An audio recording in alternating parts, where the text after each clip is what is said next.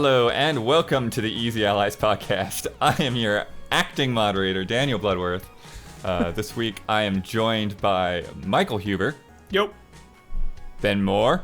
What up? And our technical supervisor, Ian Hink. Hello. Yes, who is back to starting the Zoom call and recording our video. Mm-hmm. So, doing it all. Thank you, Ian. If you have no idea why I'm sitting here in this host seat, it's Brandon Jones' moving day. He's currently in a place without any internet, and so I am taking over this podcast for a week. It's really weird, guys. It's like you sit in this thing of like this repeated motion every week, and then you get to try to like do it, and you're like, I have no idea what I'm supposed to do. You'll be great. Different You're vibes. gonna do fine. Believe in the me who believes in you. We're here to discuss some of the biggest headlines in video games this week. But before we do that, we have to answer for our mistakes from last week's podcasts. Ian, cue corrections music, please. Boop. All right. Jones remarked that CD Projekt Red was being very transparent about the need to implement crunch. But the original story from Jason Schreier was based on internal emails, not public-facing statements. So they did come out and talk about it later, but originally it was just an email to staff that got reported on. Classic. Genshin Impact is not an MMO. Ben, please describe what Genshin Impact actually is. It's something where you're like, oh, that character's cute, and then you want to get them in a role, basically, and then you don't, and then you keep playing. And that's basic. No, it's it's a gacha game that you can play on your computer, on PS4, or on your PC, and it has Breath of the Wild on your phone. Yep, on your phone. It has Breath of the Wild mechanics where you can climb pretty much everywhere. You have a glider, and you fight enemies in action combat, and you combine elements for different effects to do a lot of damage. And there's actually quite an expansive story, and it has a really good look for it. It's quite enjoyable, actually. Check it out. Nice. Check it out. Replacing actors in a game isn't entirely new. Judgment and Yakuza 4 HD both replace actors' likenesses. Yeah, So- Judgment, notoriously so. Yeah. Mm-hmm. So Spider-Man is not the first time that this has happened in a major way. Okay, end corrections music. Boop. Before we get to the main headlines, one of the things that our $5 patrons can contribute is a silver lining, a little breeze of good news for the week. This week's silver lining comes from Cruo. Over the last couple of weeks, a bunch of classic Konami games have been added to GOG.com. Metal Gear Solid 1 and 2, Castlevania Contra Collection, Silent Hill 4. While not the greatest ports, it is good to see that more people can now experience these great games. Sweet. That is cool. The more the merrier. I Yes. knew about Silent Hill 4. I didn't know about those other ones. Yes. It'd actually be really nice if they made Silent Hill 3 and 2, those PC ports, readily accessible as well. It'd be great. Yeah. Play Silent Hill! All right, so for this week's headlines, the first thing I want to lead off with is this crazy PlayStation 5 teardown video. Tear it down. What's that? Tear it down. Tear it You mean down. the video where the man is getting eaten by the PlayStation 5 because it's so big and he looks so small? It's gigantic. Yeah, so you can see that at PlayStation blog, but some quick takeaways before we get into discussion. They showed dust catchers that you're apparently expected to vacuum out. You have to take off one of the outer fins to be able to add the SSD expansion. So unlike the Xbox where you just plug it into the back, you have to take it apart a little bit. Not too crazy, but It looks like an M2 slot. yeah, it looks like more of a standard slot. There is the onboard SSD is actually 3 separate units managed by an SSD controller. The heatsink is enormous, and It's like an entire half of the thing. It's pretty great. The most interesting part, though, is that it's using liquid metal for cooling. And Jeff Grubb from VentureBeat did a little article on like why that actually is interesting and why it matters. And it says it's one of the first pieces of consumer electronics to use it. He says it's difficult to apply. Liquid metal also moves around a lot, which makes it difficult to ship to consumers. Finally, previous liquid metal alloys used for its application weren't very durable. This led to situations where you would have to reapply the TIM regularly, which is obviously not something that people with consoles are going to do. In the video, Otore said that they've spent a lot of time preparing this liquid metal and doing lots of tests and things like that. And Sony also earlier this year had patented an insulating sheet that basically keeps the liquid metal where it's supposed to be. T1000 confirmed. Yeah. Yeah. So, yeah, what did you guys think of this video and having Sony pull it apart in front of your very eyes? It was good. It was necessary. Still a lot of questions about PlayStation 5. It's coming up, it's like about a month away. So I thought it was an informative video. I liked seeing the fan and the heatsink and stuff, and hopefully it'll be quiet, because just looking at the PS5, I was like, okay, how is this thing exhausting the hot air? Like, where is it going? And I was also concerned that it would get incredibly dusty, and they kind of covered both of those things. It was interesting to see that the RAM is spread out on these tiny little chips too. And yeah, the liquid metal thing is really interesting. It makes me a little nervous. Sure. Because so much was made of it being a special, cool, weird thing now, anytime anybody's messes up, you just know that in like 2 months we're going to have like, it's that damn liquid metal, like in articles and stuff. But yeah, it was fun to watch. It actually went by really quickly. Like, time flies when you're having fun, So yeah, it was interesting to see. My favorite line is when he said, when he was removing the side panels, and he's like, the consumers can actually remove these. Like, it's like we're allowed to remove the sides. Don't touch the rest of it, but you're allowed to take off the labia on either side. But yeah. Yeah, I remember there's that one point where like you see him move to the professional point when you see that warranty sticker come off. Yeah. It looked like he had like a chisel on the desk at first, and I was like, what is he going to do to this thing? Oh, like a spudger or something maybe? Yeah, I don't know. It looked like a wood chisel, but maybe it wasn't. Ben, did you get to check it out? No, I didn't watch the video. It was something that, like, I was like, oh, that's interesting, and then I just never got around to it. But I did see some of the memes, and the people, some good memes. The people just making the PS5 even bigger, and the man just like holding. I love the up two people like holding it like a giant sofa. Have you seen that one? The No, two I people are haven't. like That's trying funny. to lift it out of a house, and it's just like I've been doing so much damage control with Beth. I've been like preemptively like, yo, when this PS5 comes here, like, be prepared. It's huge. It's hideous. Like, you need to know. I just keep warning her because it's like gonna dominate the living room. Like, it's a huge piece of tech that goes in the living room. So I just keep warning her.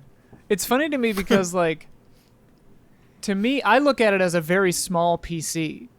So, like, compared to my PC, it's like a third the size, right? So it's like, oh, that thing, like, they fit a lot into a small package, Whereas compared to, a PS4 or a Switch, it's massive.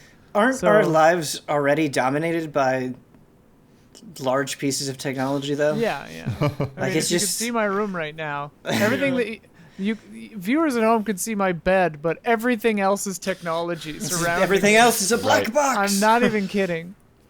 But yeah, the size. The funny thing is, I had watched it on my phone first, and so the size didn't really stand out to me. But then I wanted to like see it in more detail on my computer monitor, and then as soon as it started, I saw the size of the PS5 just like there on the desk. I'm like, man, that sucker is huge. Mm-hmm. Some other things that kind of stood out to me, the fact that really like everything on the board isn't that big. It really does come down to like the heatsink and the airflow on the fan Yeah. to make the size of that thing what it is. I was and like just seeing that heatsink with all the pipes and stuff going down, it looked Yeah, it's such a crazy foreign object. It's really neat looking. Well, and like that's what I loved about it. It was like everything is a form factor, because it's all proprietary. So like when you took out the power supply and it's this bizarre shape, you're like, yeah, they'd made it that because it just fits in like a puzzle piece with their proprietary everything else, and it's neat to see that kind of stuff. Yeah, and, like, and that's how only weird the 350 motherboard watts. looks. Yeah.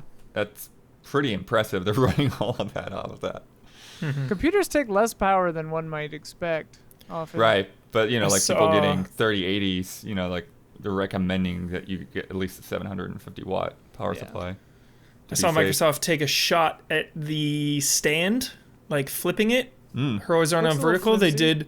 They did kind of used games type video. It was like how do you turn the Xbox Series X on its side, and it's like you just do it. I thought that was funny.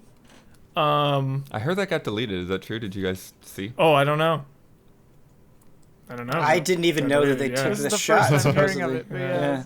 Yeah, they took a shot. But it is interesting though that they, by nature of showing that, it's almost like they do not recommend you to not use a stand. Mm-hmm. It's like Yeah. I think they want you to have that extra little bit of air underneath of it. Yeah. It does seem like kind of a hassle, but usually for like especially a new console, like I'm probably not going to be moving it around that much, so I'll probably just like keep it.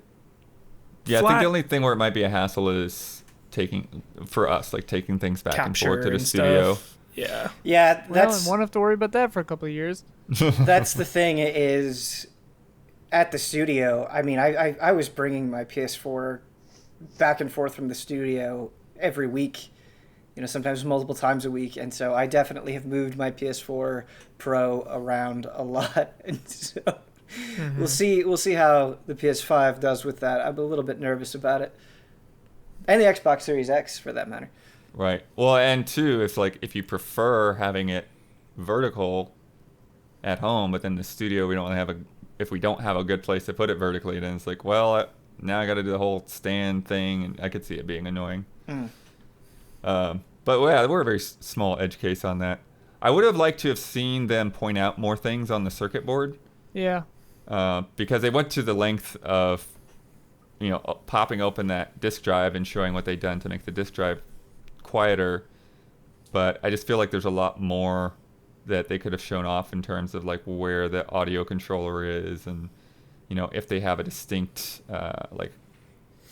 capture processor or anything like that. Because they haven't really said anything about whether the share functionality will be improved in any way. It's like, will it support 4K video or anything like that? Like, we don't really know any details in terms of that, or in terms of like just the operating system at this point.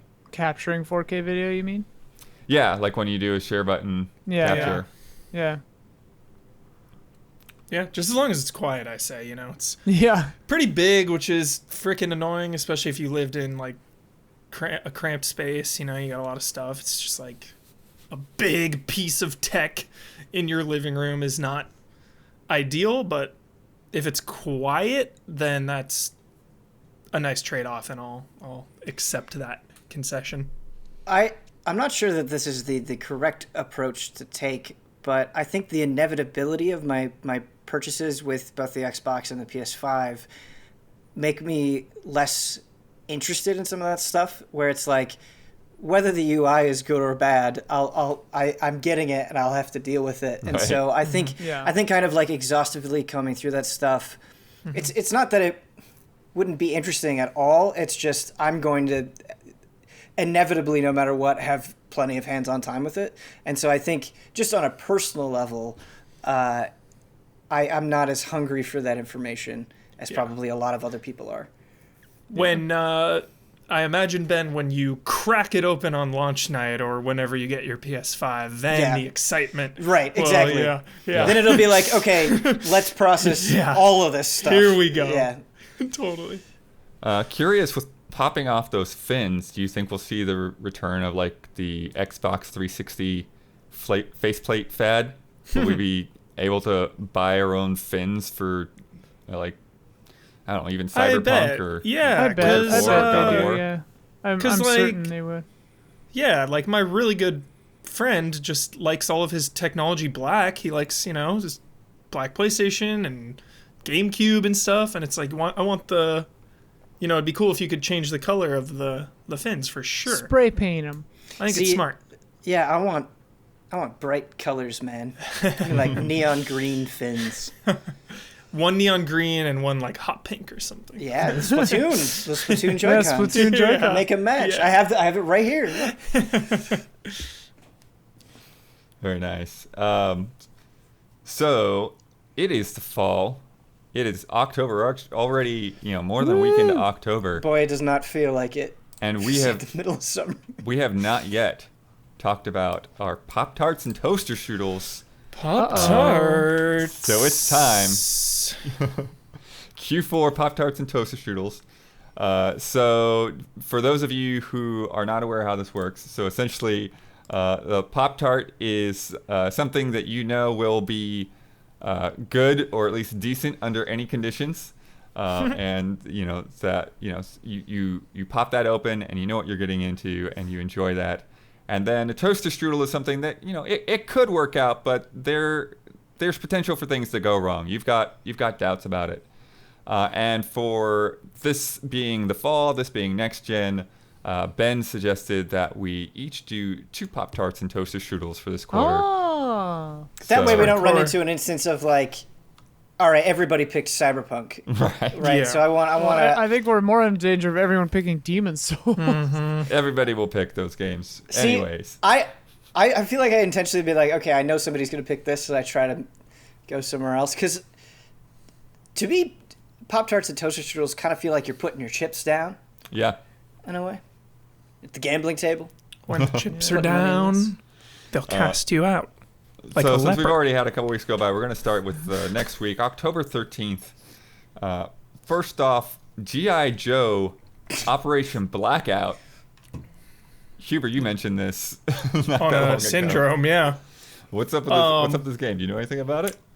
Not really. I just saw a trailer. Looked a little rough, but we could be sludging through a 6 here. But it's definitely not a Pop-Tart nor a toaster strudel in my book. Yeah. I think we got to do alliteration for all the numbers, like floundering Yeah. for Flounder a in five. fives. Yeah. Yep. Flailing in 4s. It does feel like, it's a return to like the, low budget license games. Totally. Which that is we've why I'm maybe seen with like intrigued. Garfield Kart, but not like a whole lot of. Mm-hmm. Also that day, remothered broken porcelain. Also could be good. First one is Clock Tower vibes. Hmm. This one just looks a lot better technically. Like, first one's really rough. I'm not And this 100% one moved sold dates, yet. right?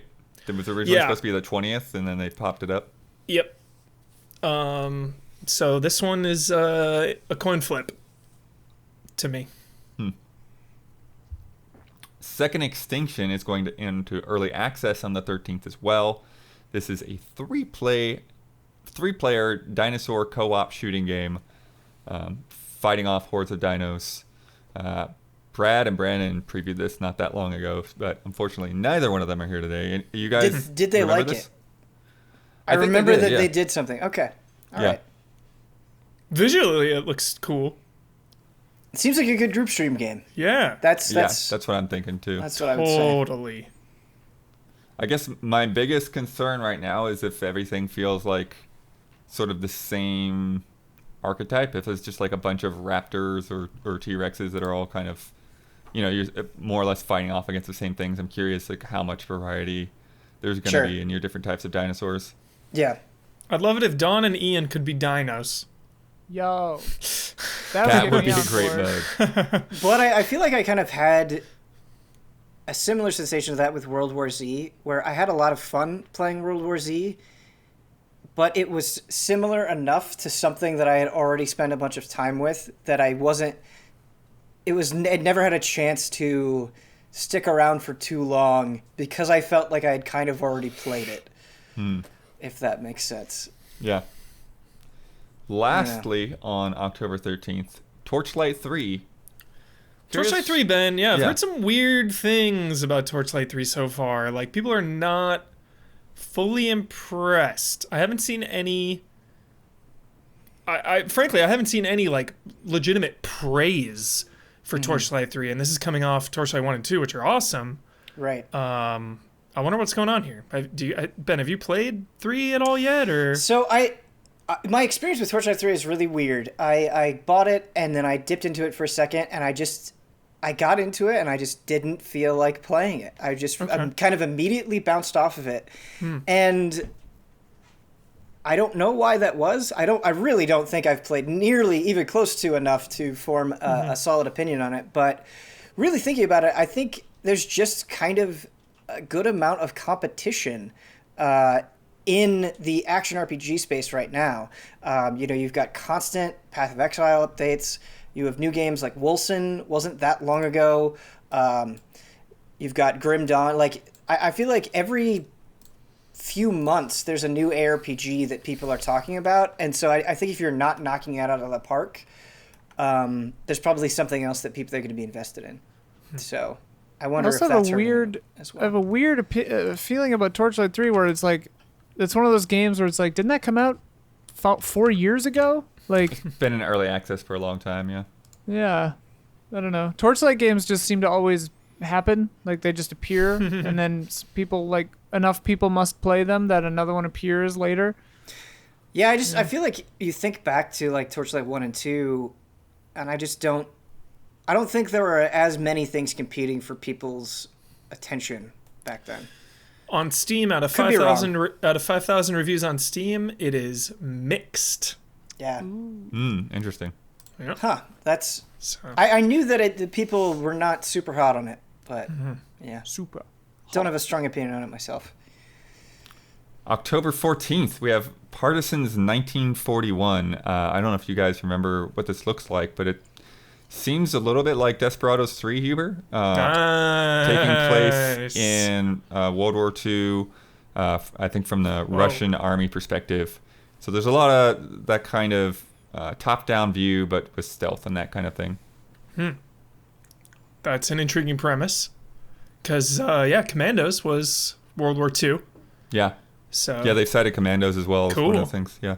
Cool. I'll just put that on my radar, Bloodworth. For sure. October 15th, the next day, Age of Empires 3 Definitive Edition comes out. I know that you've been playing some of those Age of Empire games, Huber. And Ben, you were interested too, yeah? Yeah. Age of Empires 2 was definitely a game of my childhood, and I spent a lot of time playing it with friends, and I always really enjoyed it. But for some reason, I just missed 3. Same. Everybody, I loved 2, had a community of friends with 2, got a lot of enjoyment out of it, and then 3 just came and went. And I don't know if I've ever played any of 3. I think 3 might be the one I played the most of. I'm trying to remember. I know I was into it back in the day, but yeah. Somebody sent me 3 years ago. We had this exact conversation of dude, Age of Empires 1 and 2, absolutely loved it, never played 3. Wanted to get into it, Ben, and it had been out for 4 or 5 years at the time, maybe even longer, and it was still $50. So I was like, I don't want to really buy into it. Someone sent me it, and I just never dove in. I need to, though. But now the definitive edition. It is weird that we had almost the exact same experience, I feel like, with Age of Empires 3. Yep. Also that day, Noita, I don't know if any of you guys have seen this, remember this. It's kind of like a side-scrolling game with a bunch of caves. And I don't remember if it's roguelike or not, but I think the thing that stood out to me is there's a lot of destructibility in the environments. So if a bomb goes off, it puts a big hole in the ground. If water is running, it'll run down and put out flames. And so there's just a lot of neat kind of elemental mechanics there. Do you remember this one, Ian? Have you seen it before? Your description now makes me think of oh yeah. This one looks real cool. Every pixel is simulated. Cool. It has burning Geomod. What is that? Just Wildfire that sandbox game. That came out earlier. That one too. Story game, yeah. It reminds me of that sandbox game that we all played in our youths. That just is literal sand coming down, and you could start it on fire, and it would just like each pixel would burn away. Looks kind That of one like I don't remember, Oh, but that is cool. That is cool. October 16th, Huber, Ghost of Yeah, Tsushima 1.1 So co-op hyped. raid Holy new shit. game plus. This has So to be a group stream, right? Yep. So the raids will be at a later date. Those aren't right away. Those are a few weeks later. Okay. It's 2-player co-op missions. So the missions are only 2 players, and then 4-player is like survival mode. Like I'm pretty sure it's wave based or some form of survival. And then for single player fans, New Game Plus as well. Just really excited about this. Different characters, archetypes, classes, or whatever. And just a cool way to play Ghost of Tsushima, you know? I love being able to come back to a game after it's been out, especially within the same year, you know? That's definitely a GOTY contender. It came out earlier this year, and then now, before the year's over, we get to dip back in and play it from a new perspective. So really, really excited. I feel like before this comes out, I need to go and like rebrush up on my Ghost of Tsushima skills. You get those And just, parries like, down. get prepared for survival mode. Yeah. Cool update though. So cool. Free? It's nuts. Yeah. Yeah, it's interesting to see because I feel like there's a couple of different strategies emerging with some of these bigger single player games. And with this, it's like, okay, they're just adding the multiplayer later. They're just waiting and putting that in. And it's like part of the game that you bought, but we'll take our time with it. And then you have what Last of Us and Cyberpunk are doing, where they're like, hey, we're going to make multiplayer its own game. It's just going to be a wholly different thing. And if you're into that, you're into that. And if not, then you don't have to worry about that thing. yeah. So I think that's interesting. I'm curious to see how that's going to end up playing out for those other games. Totally. That day also, we have NHL 21, which I don't think anyone here is into, but I at least wanted to give it a nod, even though we can't get everything on this list. But we also have Mario Kart Live Home Circuit. I think I'm gonna slap a.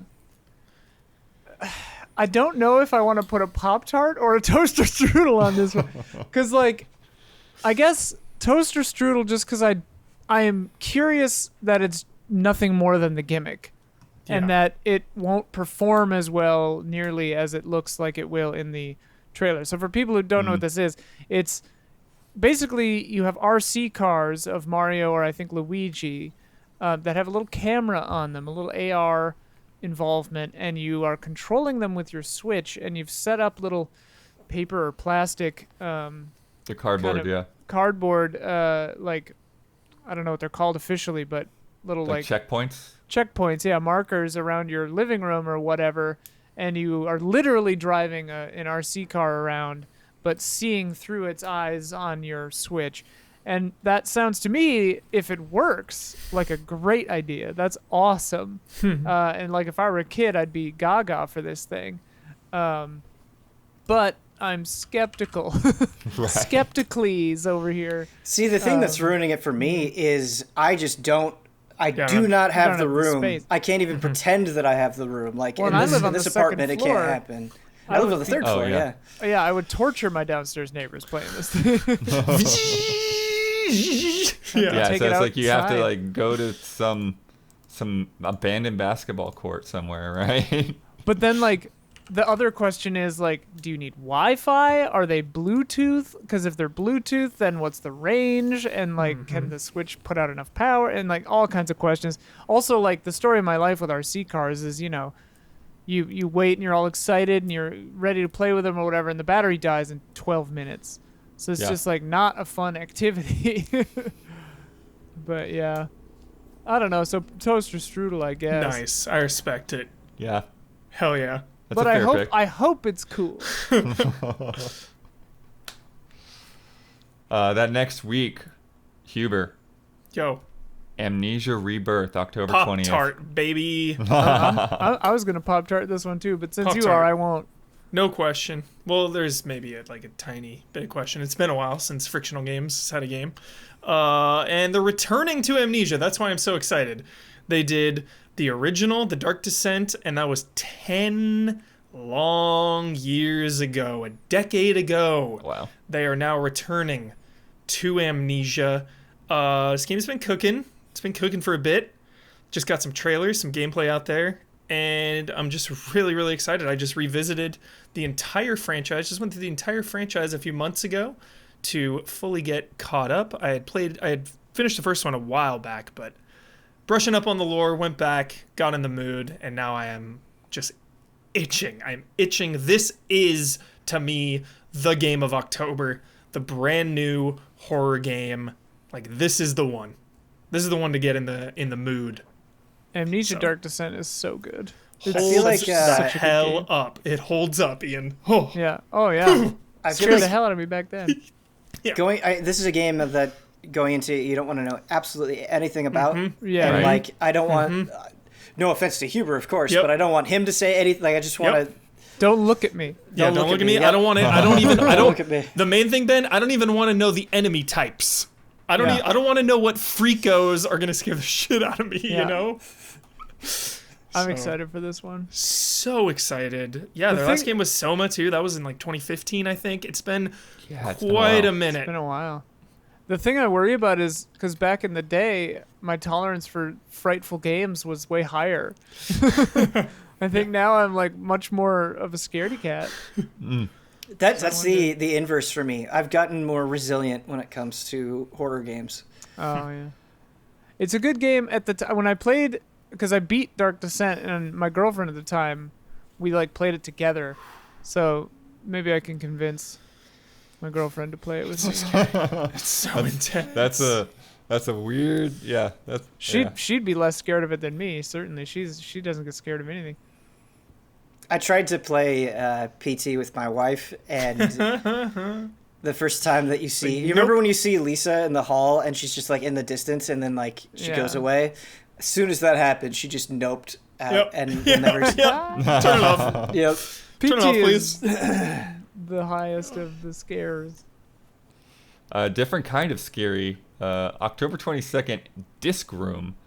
Devolver Digital is publishing this. There's this basically spinning disc found off of the orbit of Jupiter, and you go inside, and it's basically just like a bunch of buzzsaws bouncing around in all these crazy random rooms and variations and stuff like that. And so it's like you're just trying to survive in rooms full of saws bouncing everywhere. So it's Awesome. disc hell instead of bullet hell.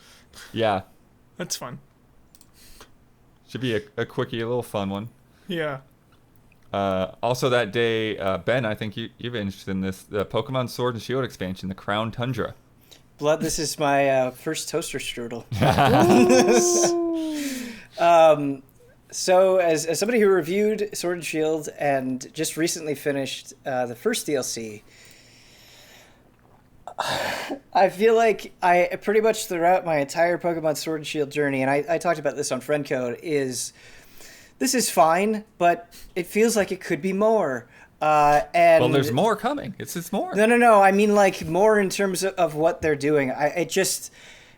It was amazing finishing that first DLC and being like, I guess that was okay, and I just feel like Pokemon has so much more potential, and it's disappointing, I think, the direction that they go in sometimes, and how little of a spark there seems to be in terms of interesting new mechanics or interesting ways to kind of engage you in the game. It's not that it's bad. I still have a good time. I still want to play Ground Tundra. Crown Tundra. Crown Tundra. Whatever. I don't know. What did I say? Ground Tundra? Crown Ground Tundra. Tundra. That's what I meant. I still want to play Crown Tundra. I keep doing that, but I don't have high hopes for it, and I wish I did. I wish Pokemon was a series that, when they announced new content for it, I could be like, oh my god, I can't wait. What are they going to do? It's going to blow me away. That's the position that I want to be in. I think that's the position that a series of that stature should put you in, and it's just not. For sure. But, Huber and Ian, I don't know if you guys have any opinions on that. Man, I None scrubbed out on the base whatsoever. game. Yeah, I don't usually. I haven't played Pokemon in a while. It's like a Nothing- baby's toy. Nothing personal, just I don't have time to play the things I love dearly, so Pokemon's usually a skip for me. Till Pokemon always- Snap, though, I'm in for that. Yo, Yeah. Pokemon 100%. Snap 2 or whatever. Yes. All in. Was it Hell Plus? yeah. What the crap is that? I don't remember what it's Pokemon called. Snap Deluxe? I don't remember what they called it. Oh yeah, because it's not a 2. It's like Right. Pokemon New Snap. Pokemon It's Snap? about time. it's called New Pokemon Snap There it is.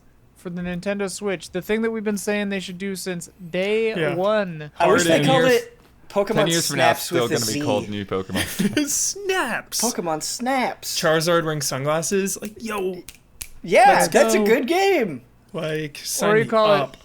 You call it Pokemon. Oh snap!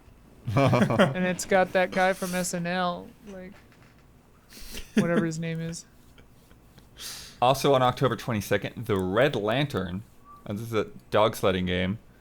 It looks all right. I don't know. Yeah.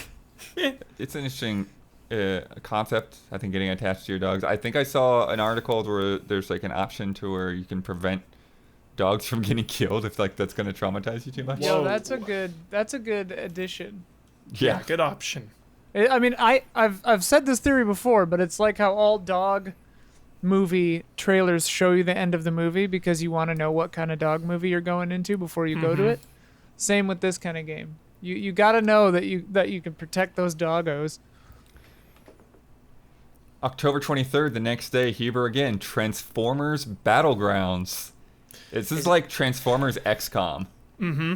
It's a really curious direction. I don't know anything about this game. This is the first time hearing it, but Transformers XCOM sounds kind of cool. That might be a bit of high praise. I don't know if it'll be on the XCOM levels, but ever since Fall of Cybertron, War for Cybertron, I'm always willing to give Transformers games a shot. Because you might be swimming in 7s, or you might be flailing in 4s. You just don't know what you're getting into. But I think the potential is there. Like, Transformers games can be cool. So I'm interested. Not enough for a Pop-Tart or a toaster strudel, Yeah. but just kind of similar to G.I. Joe, you Well, know, it's the same these publisher, I believe. these huge franchises from when we were kids. Like, I got my eye on it. I'm not invested, but I got my eye on it. October 27th, Ghost Runner. Dude, Ghost Runner hype. First-person fun. sword combat. Who's throwing it out there? Who's doing it? Yeah. Nobody? Uh-oh. Huber, are you alone on this? I mean, No, I I'm don't wanna- excited for it, but it's I not don't a wanna- Pop-Tart. Yeah, I got Have my... you heard of November 2020? Yeah. Yo, Ghost Runner looks sick, but yeah, I don't know if I can throw my It's one of these... pastries out there. I got It's my one of I got these my ones Pop-Tarts where- close to my chest. like Dishonored, I really am curious to see videos of people play this. Like, Oh see my people gosh, just yeah. really max out the skill level. Yeah, just the style of this game, the vibes. This game is just Well, definitely watch us if you're looking for people to for that quality, for that quality content. Yeah. Oh yeah. That same day, Trails of Cold Steel 4, Ben. I know this is a series you wanted to get deeper into, but Ben Moore. Dude, rough timing. it's like a personal cross because I finished and did a don't skip on Trails in the Sky FC, but I really want to like get caught up with the entire series. But there's two more trilogies in the trilogy that I started, then 2 games in between, and now we have 4 Cold Steel games, and I've played like 20 hours of Cold Steel 1. And they're great. They're phenomenal. And a lot of people who play them rightfully say, like, these are some of the best, if not best, JRPGs that you could play right now. But I just think having, dozens of hours, like, what is that? That's 2, 3, 4, 5. Dude, hundreds of hours, Ben. That's Yeah, hundreds. it's just, like, Couple hundred hours, easy. it would be nice to do. I would still like to do it. It's just, the wall is daunting right now. It's the same thing with Final Fantasy 14. Like, I would really love to Same. get caught up with Heaven's Ward because I've enjoyed every second I've put into Final Fantasy 14. But, like, 14 is the One Piece of video games. yeah, I'm Would love to engage on with it. it, just don't have the time. Well, it's the part of the problem that I have is I'm just intensely and passionately interested in so many things, and so Same, yeah. I have one friend who's played every Trails game, so we could have him come on and do like a solo spoiler mode about it. Just Nice. talk about it for October 29th, 2 days later, Watch Dogs Legion is coming out finally. This is my second toaster strudel. Ooh. Same. This is my toaster strudel as well. I'm gonna double down on that. I think that All makes right. sense. This is a worrisome title. We just talked about this game a couple days ago, and so yeah, I'm curious what you guys are thinking. Okay, so this is really just coming from the gut. Okay, I unlike some of the other allies here, I don't have any hands-on time with Watch Dogs Legion, but I think when they initially revealed it, the whole idea of kind of forming a crew and being able to play as anybody sounded really interesting, and I think they sold it in an attractive way. But the more that time has gone on, I just feel like that has become less appealing and less interesting, and there's just something about this idea that I think is going to hurt the game in terms of how it tells its story, how invested you are in these characters, how they feel. I don't know. My gut is telling me something is off here. Yeah, sometimes I can be quite a boring gamer because I like to be as efficient as possible. You know, if something really works in a game well and it fits my playstyle, like I'm gonna lean on that and do that. So that kind of has me worried where it's like, all right, I'm just gonna get some MI6 guy and some other spy and just kind of lean on them and just dominate this game. My Instead assumption is of once they die, they're gone, and you have to switch to someone else. But maybe not. But I don't think Yeah. it's that easy to die. Like, I played it for Yeah. several hours, and nobody was getting close to death. Yeah, and like Ben was saying, just so much time has gone on. Like this game was supposed to be out so long ago, so it's just kind of been this incessant news cycle of this game. That being said, though, I am very optimistic because I really like Watch Dogs 1, and Watch Dogs 2 is one of my favorite open world games ever. I cannot overstate how much I love every single thing about Watch Dogs 2, from the city, the characters, the story, the gameplay, from top to bottom, the music, everything about Watch Dogs 2 I adore and I love, so I'm hoping they can carry that momentum into Legion. But again, the main reason I loved Legion or 2 so much was because Marcus and the characters, and this doesn't seem to have that yet, so we will see. Yeah, I talked about it for 30 minutes the other day, so I won't go too far into it. But yeah, I feel like I liked what I played. It's just I'm worried that the long-term variety might not hold up. And I think that's what it really needs is lots of different options and lots of different types of mission objectives and environments and different looking things. And they gave a hint of that with the clock tower mission, but I'm not sure that they're going to be able to keep that fresh through however long this lasts. Blood, I think you are speaking to my fears. The way that it seems to me right now is that this is going to be a game that's fun for like 5 hours, and then I'm going to be super bored of it. That's what I'm worried about. That's kind of been my assumption too, and my hope is that they realized that, and that there's, how do you say this? I guess my hope is that there's a twist, like 6 or 7 hours into this game, all the people you collected except for whoever you're playing at the time, like, die or get kidnapped or something. Turn on you or something. Yeah. Like, it totally flips the script somehow. Like, I That'd be think this awesome. game needs, because certainly it just can't be this same thing the whole time, right? Because like you said, like, at least it could be great, it could work, it could be awesome, but yeah, my fear from the onset is like, that's a really awesome premise for Act 1. How are you going to then keep it going? Yeah, how can you carry the novelty of a slow-moving grandma, like, shooting Right. people over the course of a 30, Exactly. 40-hour game? It's like Gotta be something more. And I mean, like, using switching the around grandma will is going to be cool, funny the first time you do it.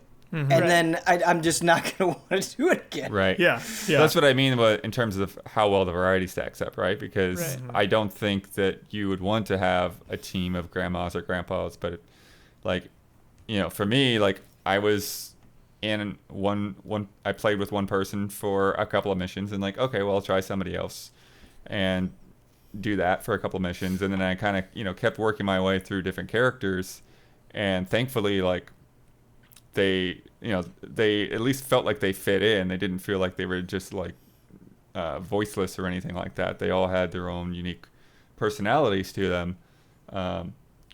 But that's what I mean. It's like, can you keep doing that for 30 hours? Right. Because Can I keep getting new people that are interesting? Because you get into the danger of stuff like, I don't know, Mass Effect 3 comes to mind, but like games where you have to like keep certain, like, where you have to juggle a lot of balls and keep like meters up on a bunch of different things. And in that, it's like regions of space. But in this, I worry that it's like you've got to keep everybody sharp. Like you've got to level up 20 people to beat this certain like mission that. later. All right, well, because that could get tedious. I don't like that. Just recruiting, like, now you need a paramedic, now you need a mechanic, now you need a... Which could be cop. sick, Now you Huber. need- Like it could feel like setting up a heist or something. Totally. Like you need a safe cracker and this. Go out and find them. Like that could be awesome. Yeah, So, I hope it's good, but who knows? I think that's what's fun about Pop-Tarts and Toaster Strudels. I think with both of my Toaster Strudels, I am completely open to being 100% wrong. Yep. Yeah. Yeah, I always view toaster strudels as like, I'm nervous, but I really hope this is not the case. Yeah. Yeah, because one just gets shit on because of Aiden Pierce, but it's like a really good game, and then two, I dude, I love Watch Dogs. I think it's a great game. I think it's a great game. I think Watch Dogs 2 is much more enjoyable than Watch Dogs 1. I think Watch Dogs 1 is pretty boring. I Never really agree played either of 'em. about 2, but I still think 1 it's an awesome game. I really like it. Hit a nerve on back that it. one. October back it. 30th. Dark Pictures Anthology, second one. Little Yo. Hope. We're streaming this, baby.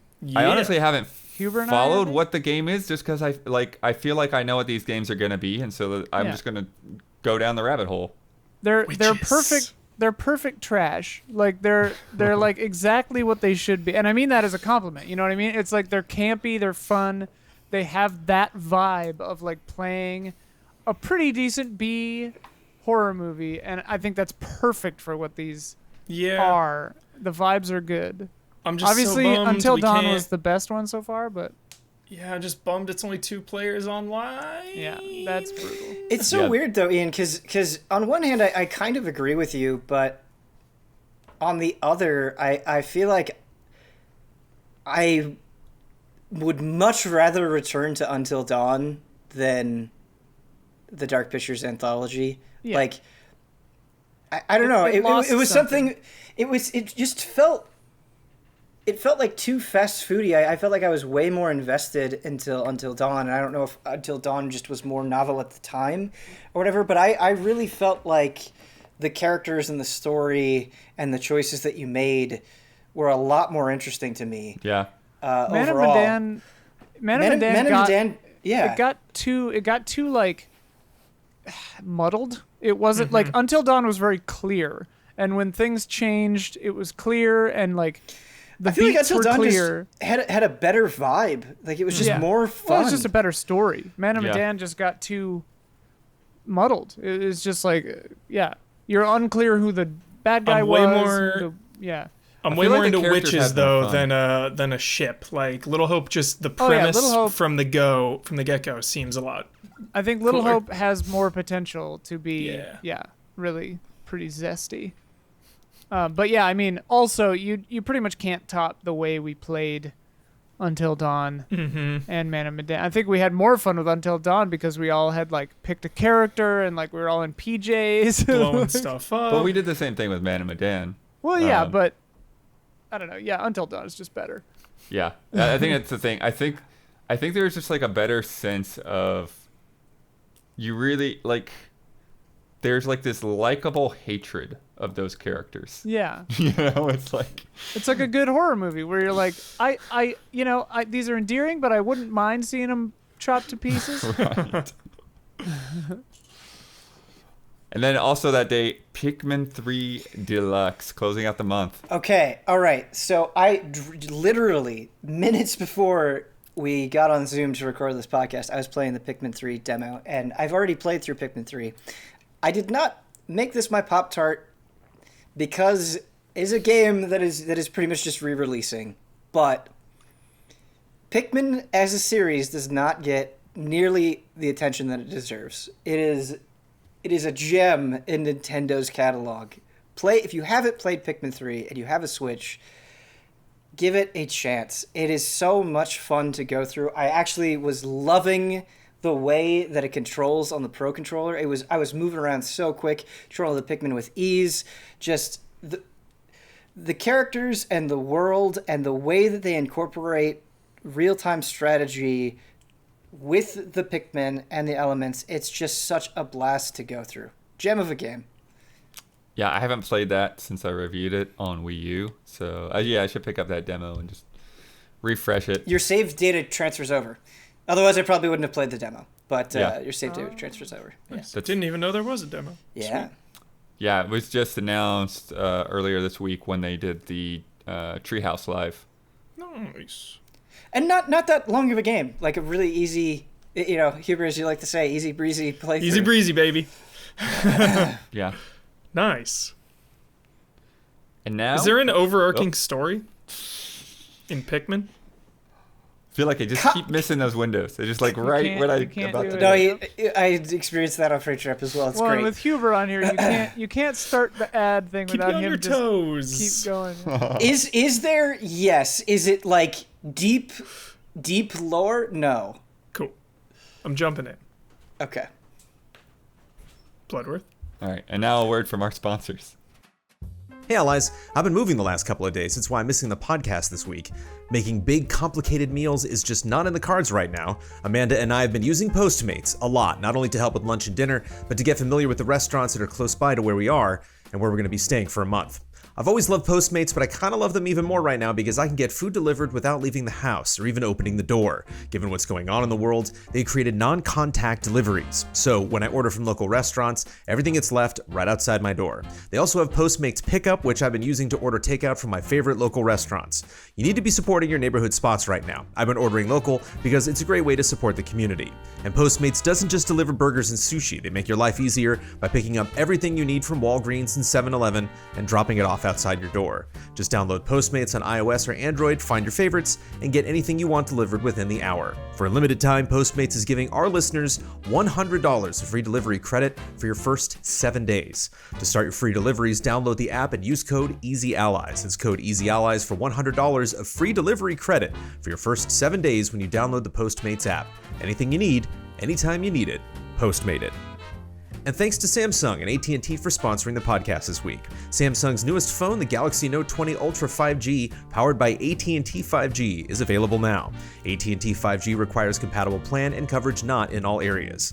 Here are just a few of its features. Cloud gaming is available with the power of 5G. 120Hz adaptive display automatically adjusts the refresh rate according to the content you're viewing. An intelligent battery that optimizes your gameplay. Between 5G support, Wi-Fi optimization, and the advanced processor, you get a smooth gaming experience with virtually no lag. And check out the S Pen and Samsung Note to create your own works of art. Head over to att.com/Galaxy Note 20 Ultra 5G to learn how you can get the Samsung Galaxy Note 20 5G for free, or the Galaxy Note 20 Ultra 5G for $299.99 for a limited time. And if you are a patron of Easy Allies, thank you. All right, everyone. That was October was the slow month, believe it or not. November, we're kicking things up a notch. We got new consoles coming out, lots of games. Kicking off such a magnificent November month, we have Bakugan, Champions of Vestroia. I almost made it my toaster strudel just for the memes, but it felt too easy. Yeah, that's too easy. Low-hanging fruit. I feel like I'm not a Bakugan fan. I don't know anything about Bakugan, but I feel like you just can't help but be disappointed by the gameplay footage they showed off of this game. I'm a huge Bakugan fan, and I was disappointed. Yeah. Yeah. I think that's about all we can I'm say. a Bakugo fan. Oh. Took me a second. November 6th, Dirt 5. Codemasters coming back with a more, I don't know, traditional thing. Dirt's gone in all kinds of different directions. I guess the broader side of Dirt, the side where, you're doing a lot more head-to-head racing. Wouldn't that be the top? What's that? I was trying to decide what the broader side of Dirt would be. I Oh. guess it'd be the top. The top of the Dirt. Got it. But basically, it's going to be... So they've had a couple of Dirt Rally games to focus on Rally. This one is basically not going to have Rally, and it's going to have all these other, Interesting. I hope it reviews well. It's on Jeez. my fantasy team, and I just noticed that Bossman snagged Demon Souls, and I am furious. But yeah, It makes so sense that the biggest Souls fan should snag it for Yeah. Right. fantasy. Rightfully My so. team was already full because I got Ratchet and Clank foolishly. Well, he's going on that road trip, so that's probably why he had Fake to fan. pull him before he left. But yeah, so Dirt 5, there's going to be Gymkhana's going to come back, so you're going to be doing like a bunch of stunts. You're going to be smashing around into other cars, quite a few different modes, tracks around the world. I previewed it a little bit earlier in the summer, but since then I haven't really kept up with all the updates. But I always really like Dirt, and I'm curious where that's going to go. Not sure if Huber or anyone else, if you guys are interested in that or checking it out. So Blood Dirt is in an awkward position for me. It's been a long time since I played Dirt. I think the last Dirt game I checked out at all was Dirt 3, and it's so weird because when I did play Dirt, I had like a blast. Like I had a really good time. And I'm not, a super racing game guy, but I did really, really enjoy it. I just have never prioritized it over other things, but like just seeing it on this list, it's like, I bet I'd have fun with that if I could For make sure. time for it. Same boat as Ben. Yeah. I feel like, along with what you guys are saying, is like even though I have played more of them, Dirt has this tendency to pick the worst days. No, The worst November release 6 days. is not a great time. Seems Yeah. terrible. It's like there's God. I'm probably gonna be able to play some of this, but I don't know if I'll be able to get out a full review because it's just gonna be so crazy and so stacked right then. Especially if we get stuff early, yeah. Yeah. Also coming out, EA decided to just drop Need for Speed Yeah, dude, Hot let's Pursuit go. Remastered on the same day as Dirt, which is not helping Dirt's chances. This seems like a direct response to. This seems like it's for the fans. They've gone away from police chases. That's what, like, the most wanted. And Hot Pursuit is like what I loved growing up about Need for Speed. Like on PlayStation 1, Hot Pursuit, freaking spike strips, police helicopters chasing you down. And in the most recent ones, it just feels like that's kind of been put on the back burner. Like even do you remember the Need for Speed reboot Bloodworth, where like With the live actors and stuff. yeah, I like that game, but like you could just casually drive away from the cops, like no problem. And then there was Payback, which was like the trying to be all Fast and the Furious style. But Hot Pursuit is definitely one of the best. That's a really good one to remaster. That'll look good. It's one of the few instances, Huber, you really like remakes and remasters. Yeah. Other than Resident Evil, can you think of another game that was remade and then remastered after? Oh shit. Yeah, that's a great question. Remaster a remake. Crisis? Wasn't No. remade. Crisis No, wasn't, it wasn't remade, remade. though. You're right. They just Mm-mm. have like re-upped it. Because that's the thing, is like Need for Speed Hot Pursuit 2010 is There a has to wholly be an different Probably game. example. like Pitfall. Pitfall probably like was remade and remastered somewhere along the line. I feel like Yeah, it's a different Doom? situation. Missed Ian. I mean, Myst has so many. They don't even count almost. Yeah. But yeah, Myst would be. I'm gonna stick with Pitfall. I feel like I had a remake of that, and then it was remastered They down have- the yeah, line. they You made guys some remember Mayan Load Adventure. Runner? Mm-hmm. Remember Load Runner? That was a good one. PC Load Runner. The thing that I think about this though, Huber, was it last year or the year before that we got the Burnout Paradise Burnout. I remastered? feel like it was last year, but I could be wrong.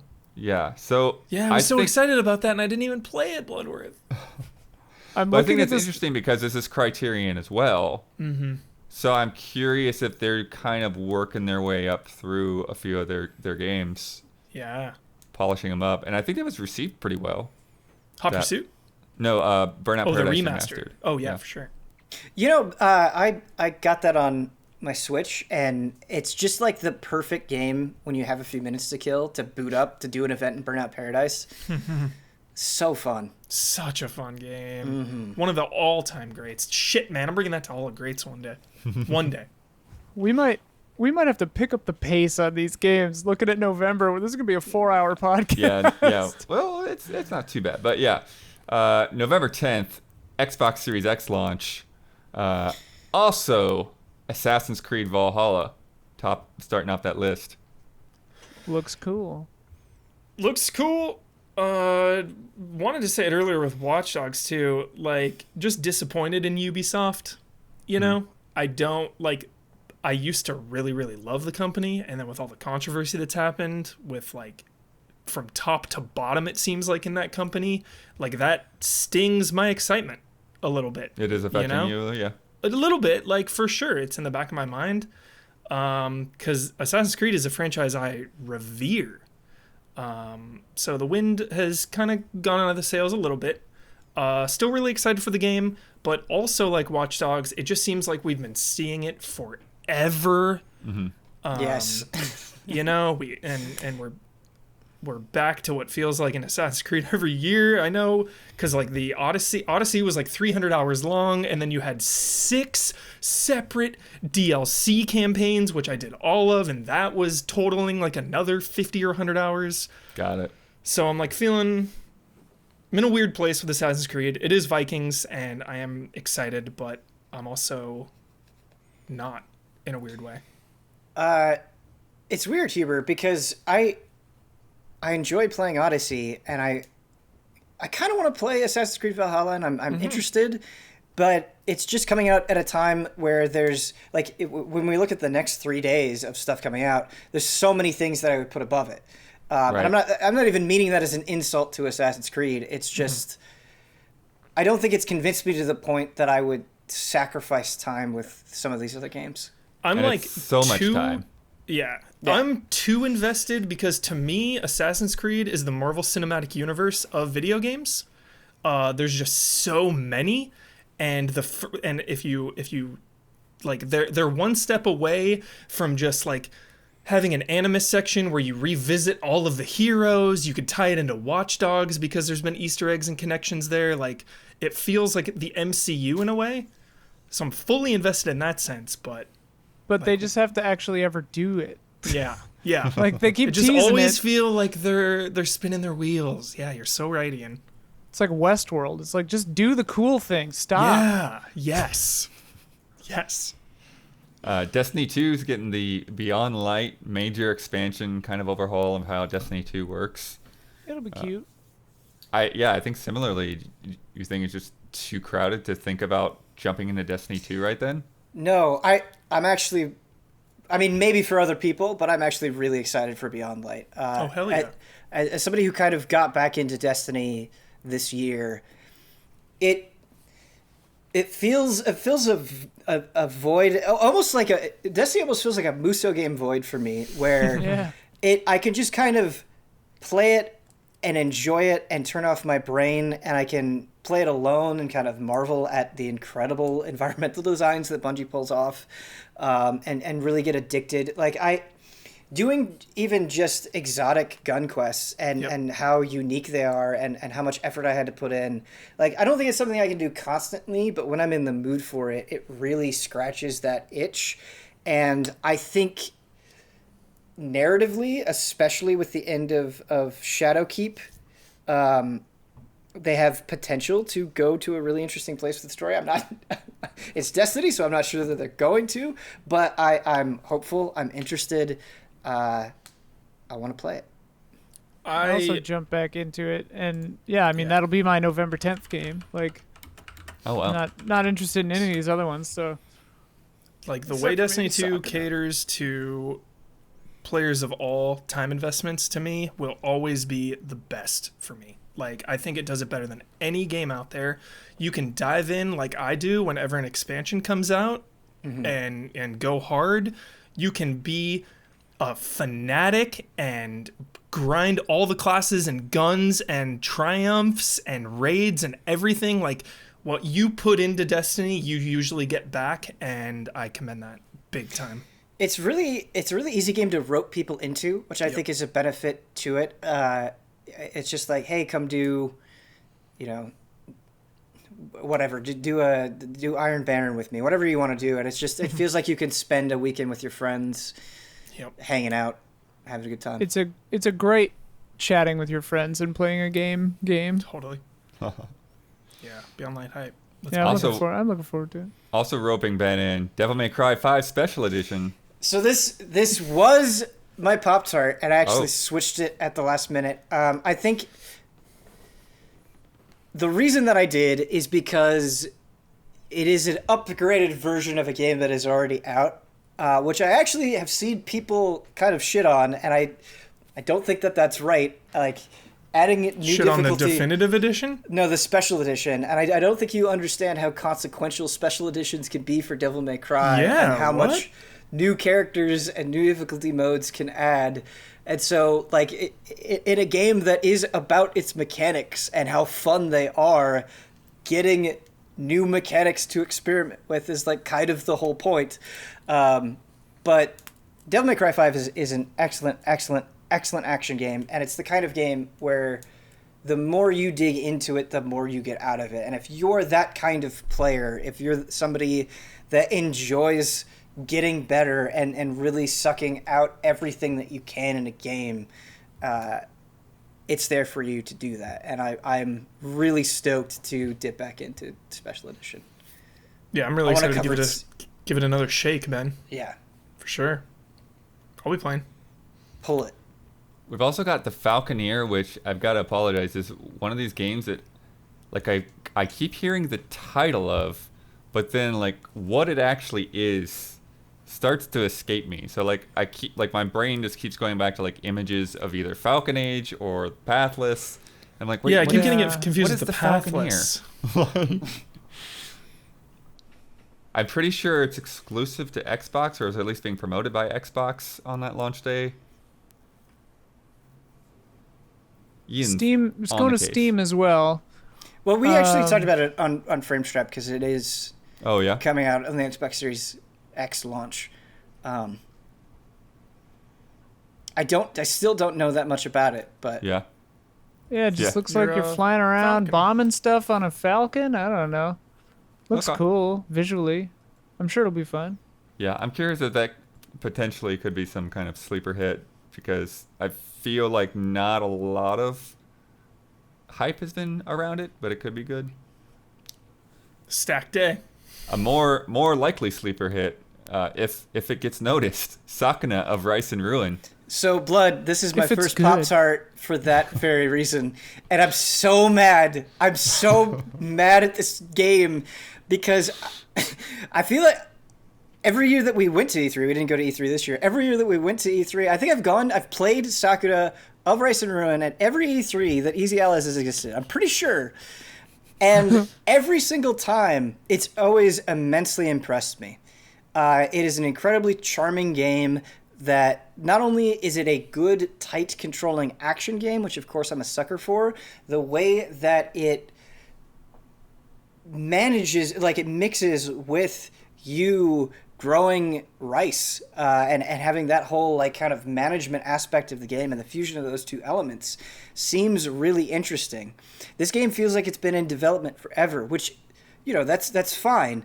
But why is it coming out on this is the worst time for it to come out. No one's going to pay attention to it, and it's probably going to be great. What are you doing? What are you Is doing? it going to What are you Switch or doing? no? Will it be on Um, Switch? It might be.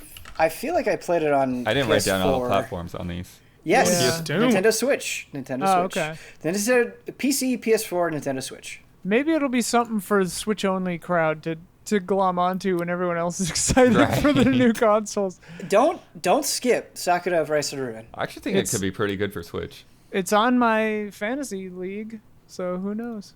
I mean, maybe the full game is terrible and underwhelming. I don't know, but it has just consistently impressed me when I played it. Yeah. November 12th, the PS5 is launching, and Woo-woo. just recently announced, Bug Snacks will be there day one. Bug Snaps hype. Yeah. Looks fun. Previews went out for Bug Snacks today. Oh, yeah, that's right. I haven't got to check any of those out. I'm curious what the game plays like, because it's a really fun, interesting concept. It's a fun song, but yeah, what am I doing in this game? Good voice cast, funny voice cast. Did you get to see any of those previews, Ben? Or did you just notice that they happened? I had the giant bomb quick look on in the background, but I don't think I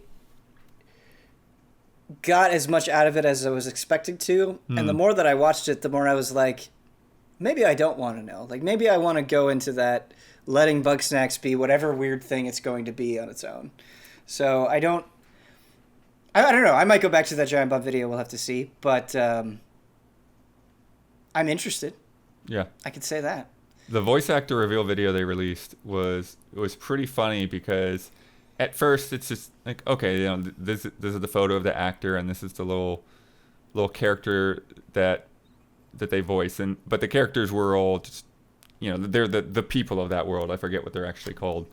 But they're just talking away, and then you actually get to the Bug Snacks, and it's like they're doing like the Pokemon thing where they're like saying their name in really cutesy voices, but then the photos of the actors get like increasingly more sexy. And so the It's my kind of game. Of the actor's photo and then making these ridiculous sounds is so good. Yeah, Just like I think gorgeous people going like burger snork, or whatever the hell the dumb names are. Yeah, I'm into it. Demon Souls. Pop-Tart. There it is. Pop-Tart. I don't have to explain this one. We don't even have to. It's just a Pop-Tart forever. Demon Souls. It looks beautiful. It's gonna be the most perfect thing that ever happened. A Souls game, not from though. It's pretty crazy. Yeah, I mean, if they messed up the camera, that's the thing I'm worried about. Like, it looks like the camera is doing stuff that you're not making it do, which I will hate. But if they're smart, they have a option for that. Like, turn off cinematic camera, because F that shit. But, yeah, I mean, besides those kind of little mechanical worries that could, easily destroy the game, it's going to be perfect. And Blue Point rules. Yeah, Blue Point usually does things right. So. Yeah. We've my wife and I have started a Dark Souls playthrough together, and she's seen like a little bit of Dark Souls and on in the background. And two things that I'm learning from it, right, is I've played so much goddamn Dark Souls, and it doesn't matter how many times I've played it, I enjoy it just as much. Like, it's been 9 years since that game is out, and I enjoy it just as much. And seeing her reactions to things, like going down the stairs and having the dogs jump at you, or guys bust out of walls, or the intensity of the Capra Demon fight, like, her reactions to it have been so energizing. Like, that game still has such a power to it, and Demon Souls still has that power. Like, I think so many people, didn't get on board until Dark Souls, and so I'm really excited for people to see what really started this phenomenal series. That's what I'm excited for, is just that we get to share Demon Souls with everyone. Everyone who hasn't done it yet, we get to be like, look. Also, I'm excited to see what they do with like boss fights and stuff, if they're gonna, because there's some, no spoilers, some cool tricks they do that like they never really took to the next level in all of Souls, I feel like. Check Also, these out. Check out what arrived today. Ooh. So this one is, I have a t-shirt here of Maria from Bloodborne. That's a great shirt. There's this one, which is very fitting. Yeah. Nice. It's the We Maiden in described Black. that So one the for world might be mending. Ian, where did you get that shirt? Because I want that shirt. The Yeti. Okay. It's the Maiden in Black and the Very cool. Archstones. Yes. Got it. From Demon Souls. I want that shirt. That's my kind of shirt. Yeah, very cool. But what are world tendencies, and do we expect them to return? I wonder. I do hope. I wish against wish that they do return. I and want the world tendency to monitor the real world. So Yeah. it'll give us It'll something just to be shoot dark for. all the time. My hope is that it's somehow more confusing. World tendency, basically, if you die or do certain things, it goes to white or black, and certain things will change in the world. It was a cool idea, not super well executed or explained in FromSoft tradition. They didn't really hold your hand through it. But it's a very, very neat idea that I think I kind of want more games to toy with. It And is I a hope really this cool one does. idea, but I feel like kind of the classic Demon Souls experience is like you're barely aware of its existence and you play through the game. Yeah. Like, Demon Souls, stuff just happens and you're not sure what. Like, the game gets harder the worse you do. It's... This a is the ridiculous game video you game. put in your PS5 that night and play till 8 in the morning. Yes, 'Cause Yeah. that's what correct, I'm gonna do. correct. Yeah. Like, Well, I there's got no the digital question. only version, so I'll just be downloading it and like jumping up Yeah. and down, waiting for it to finish. That's Yeah, the thing. like Ian. 8 when you a.m., get a the new sun console, will you can't rise. preload the games. I know. But now I don't have to worry about a disk drive It's going to beeping be at me all the damn disgusting, dude. I Sleep bought for like the 2 disc. hours, play more. It's going to be nuts. time. It's gonna be. I really want to see what they do with that boss, though. Next I want up you to that send day- out a tweet Oh, at 8 a.m., Huber, that just says disgusting, and please do not provide any other context. Okay. Deal. Okay. It could apply to like anything. Yeah. Just Next say up that day disgusting. we have Destruction All Stars, Yo, A I game- found out. Go ahead, Blood. Sorry. a game I'm curious about. Yeah. But the $70 price tag, it's like Yeah. Whoa. it's like pouring a fire hose on your birthday cake, man. It's like what? Yeah. Steep. Has that found out happened though. to you? No. That The sounded developers- weirdly specific. The developers of Geometry Wars 3. Oh which wow. Is a freaking sick I did not game. play Geometry Wars 3. Yeah. Or maybe I did. It didn't I have don't the. know. It wasn't. It didn't have the No, zeitgeist that it's 2 after did. the hype. Yeah, it was after the hype. It was still great. There were a lot of cool modes. It was really, really good for multiplayer. There was like that. I wonder, did 2 have it? I can remember playing pacifist mode. I think it was in 3 with my roommate. Just forever. You just have to dodge forever. Yeah. It's fun. I didn't know it was the same developers, so that adds a little hype. But the $70 price tag is so steep, I feel like they've got to be insurmountable. they've got to be lining this up for PlayStation Plus in December or something, right? Like it's just Yeah. like why is this $70? I don't know. Stinks of PS Plus, man. Maybe they just put it out for 70 at launch, hope they scoop up all those launch sales, get all that Target money, and then in a month or two, like slash it to 40 or 50 and Yeah. PS Plus or something. Because, yeah, it definitely sticks out, especially when you're getting Miles Morales and Spider-Man both for $70, right? The bundle is 70. You get 2 huge games. I know Spider-Man is old, but it's still remastered. They put a lot of work into it. Not everyone has it. So when you start comparing, All Stars to Demon Souls and other games, it really sticks out. That is a pricey game. We've also got Godfall, which I'm gonna give my first toaster strudel to. Yeah, I'll slap my second toaster strudel on that one too. I was gonna put my toaster strudel on this, but I knew others You would, knew. Yeah, it felt so too I obvious. saved it. Yeah, I knew others would. Wow. This game struggles so hard to give itself an identity and just never seems to get there. I just never seem to know what Or the makes identity this... it's trying for just sucks. Like, I don't know. Sure, it just feels like this is an action RPG, and nothing seems to define it for more than that. It's like, okay, here's an action RPG. But that's Got the it. thing. Like, I love action RPGs, and I want to like this game, and having a new action RPG that would at least be decent at launch is an enticing proposition to me. But this game has gone out of its way to make me not give a shit. But Especially on the same day as Demon Souls, Pathless, Spider-Man, Yeah. Miles Morales, like, okay, smell you Low on later, the list. Godfall. Low on the list. And that, this certainly falls behind, Assassin's Creed and Watch Dogs too. Like, yeah, Watch Dogs is launching. We'll get to games that are the very next day. yeah, And then even others that I've seen, the remasters, like I would put Maneater PS5 edition above Godfall from what I've seen. Like I still want to get to Maneater.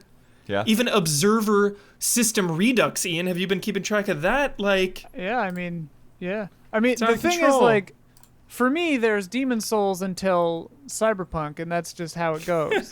Right. And Pathless that's a probably week, in that yeah. a little bit. But Yeah, Twisted Strudel though could be good. Yeah. I hope maybe it could be good. It's just we had that PlayStation 5 event where it's like, here's 2 seconds of somebody not playing well. Come watch the rest later. And like, Yeah. what? What if it's just amazing? What if you're like, yo, these I'd mechanics be shocked. are I would be shocked. phenomenal? But Like, there are a lot of Valor games where plates it's could be like, cool. they have stuck the word Valor plates in my head. They've said it enough times that I don't forget. I mean, the joy of doing this is how wrong we'll end up being, right? Yeah. Sure. There are games where you can look at them, I feel like you could just tell with this one. You're not Feels like its hook wrong. was we're the first time you've seen a PlayStation 5 game. Yeah. And now that's not true anymore. I do But feel like the shitty thing with that too is like it was the first PS5 game that we saw and it was underwhelming. Like Yeah. it didn't even look that good. What were you gonna say, Ben? Sorry.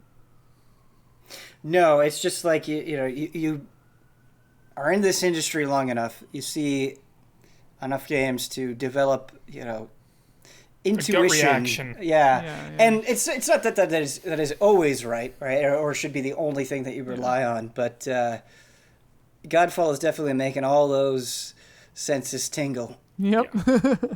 Could be wrong. Who knows? Up next, The Pathless, which I'm putting a Pop-Tart on. This game looks sick.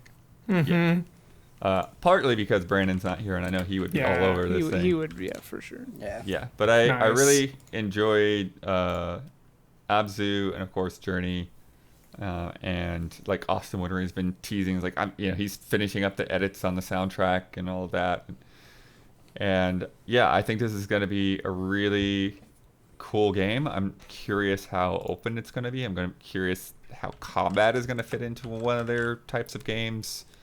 And upgrades and those sorts of things. So it's just really interesting to see this studio do something that's a little bit more. It seems like a little bit larger scale for them. Yeah, Abzu is awesome, Blood. I'm glad you gave that a shout out. But yeah, this just seems like way more of an effort.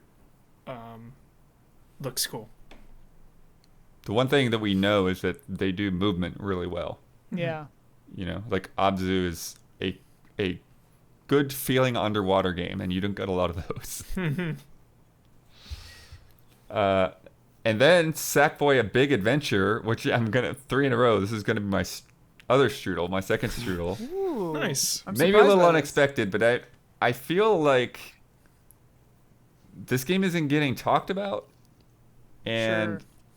I don't know that this is gonna have that much of a hook without the Little Big Planet cool idea of sharing levels and all that. It's just a self-contained thing. So I'm afraid that this is going to be less interesting than even like the included Astrobot thing, that shows off the controller. I could be wrong, but I worry about it. So the thing that is kind of tempering my expectations with Sackboy is we have had kind of a resurgence of great platformers. Like last weekend I played through all of Crash 4, and I legitimately think that is a great game.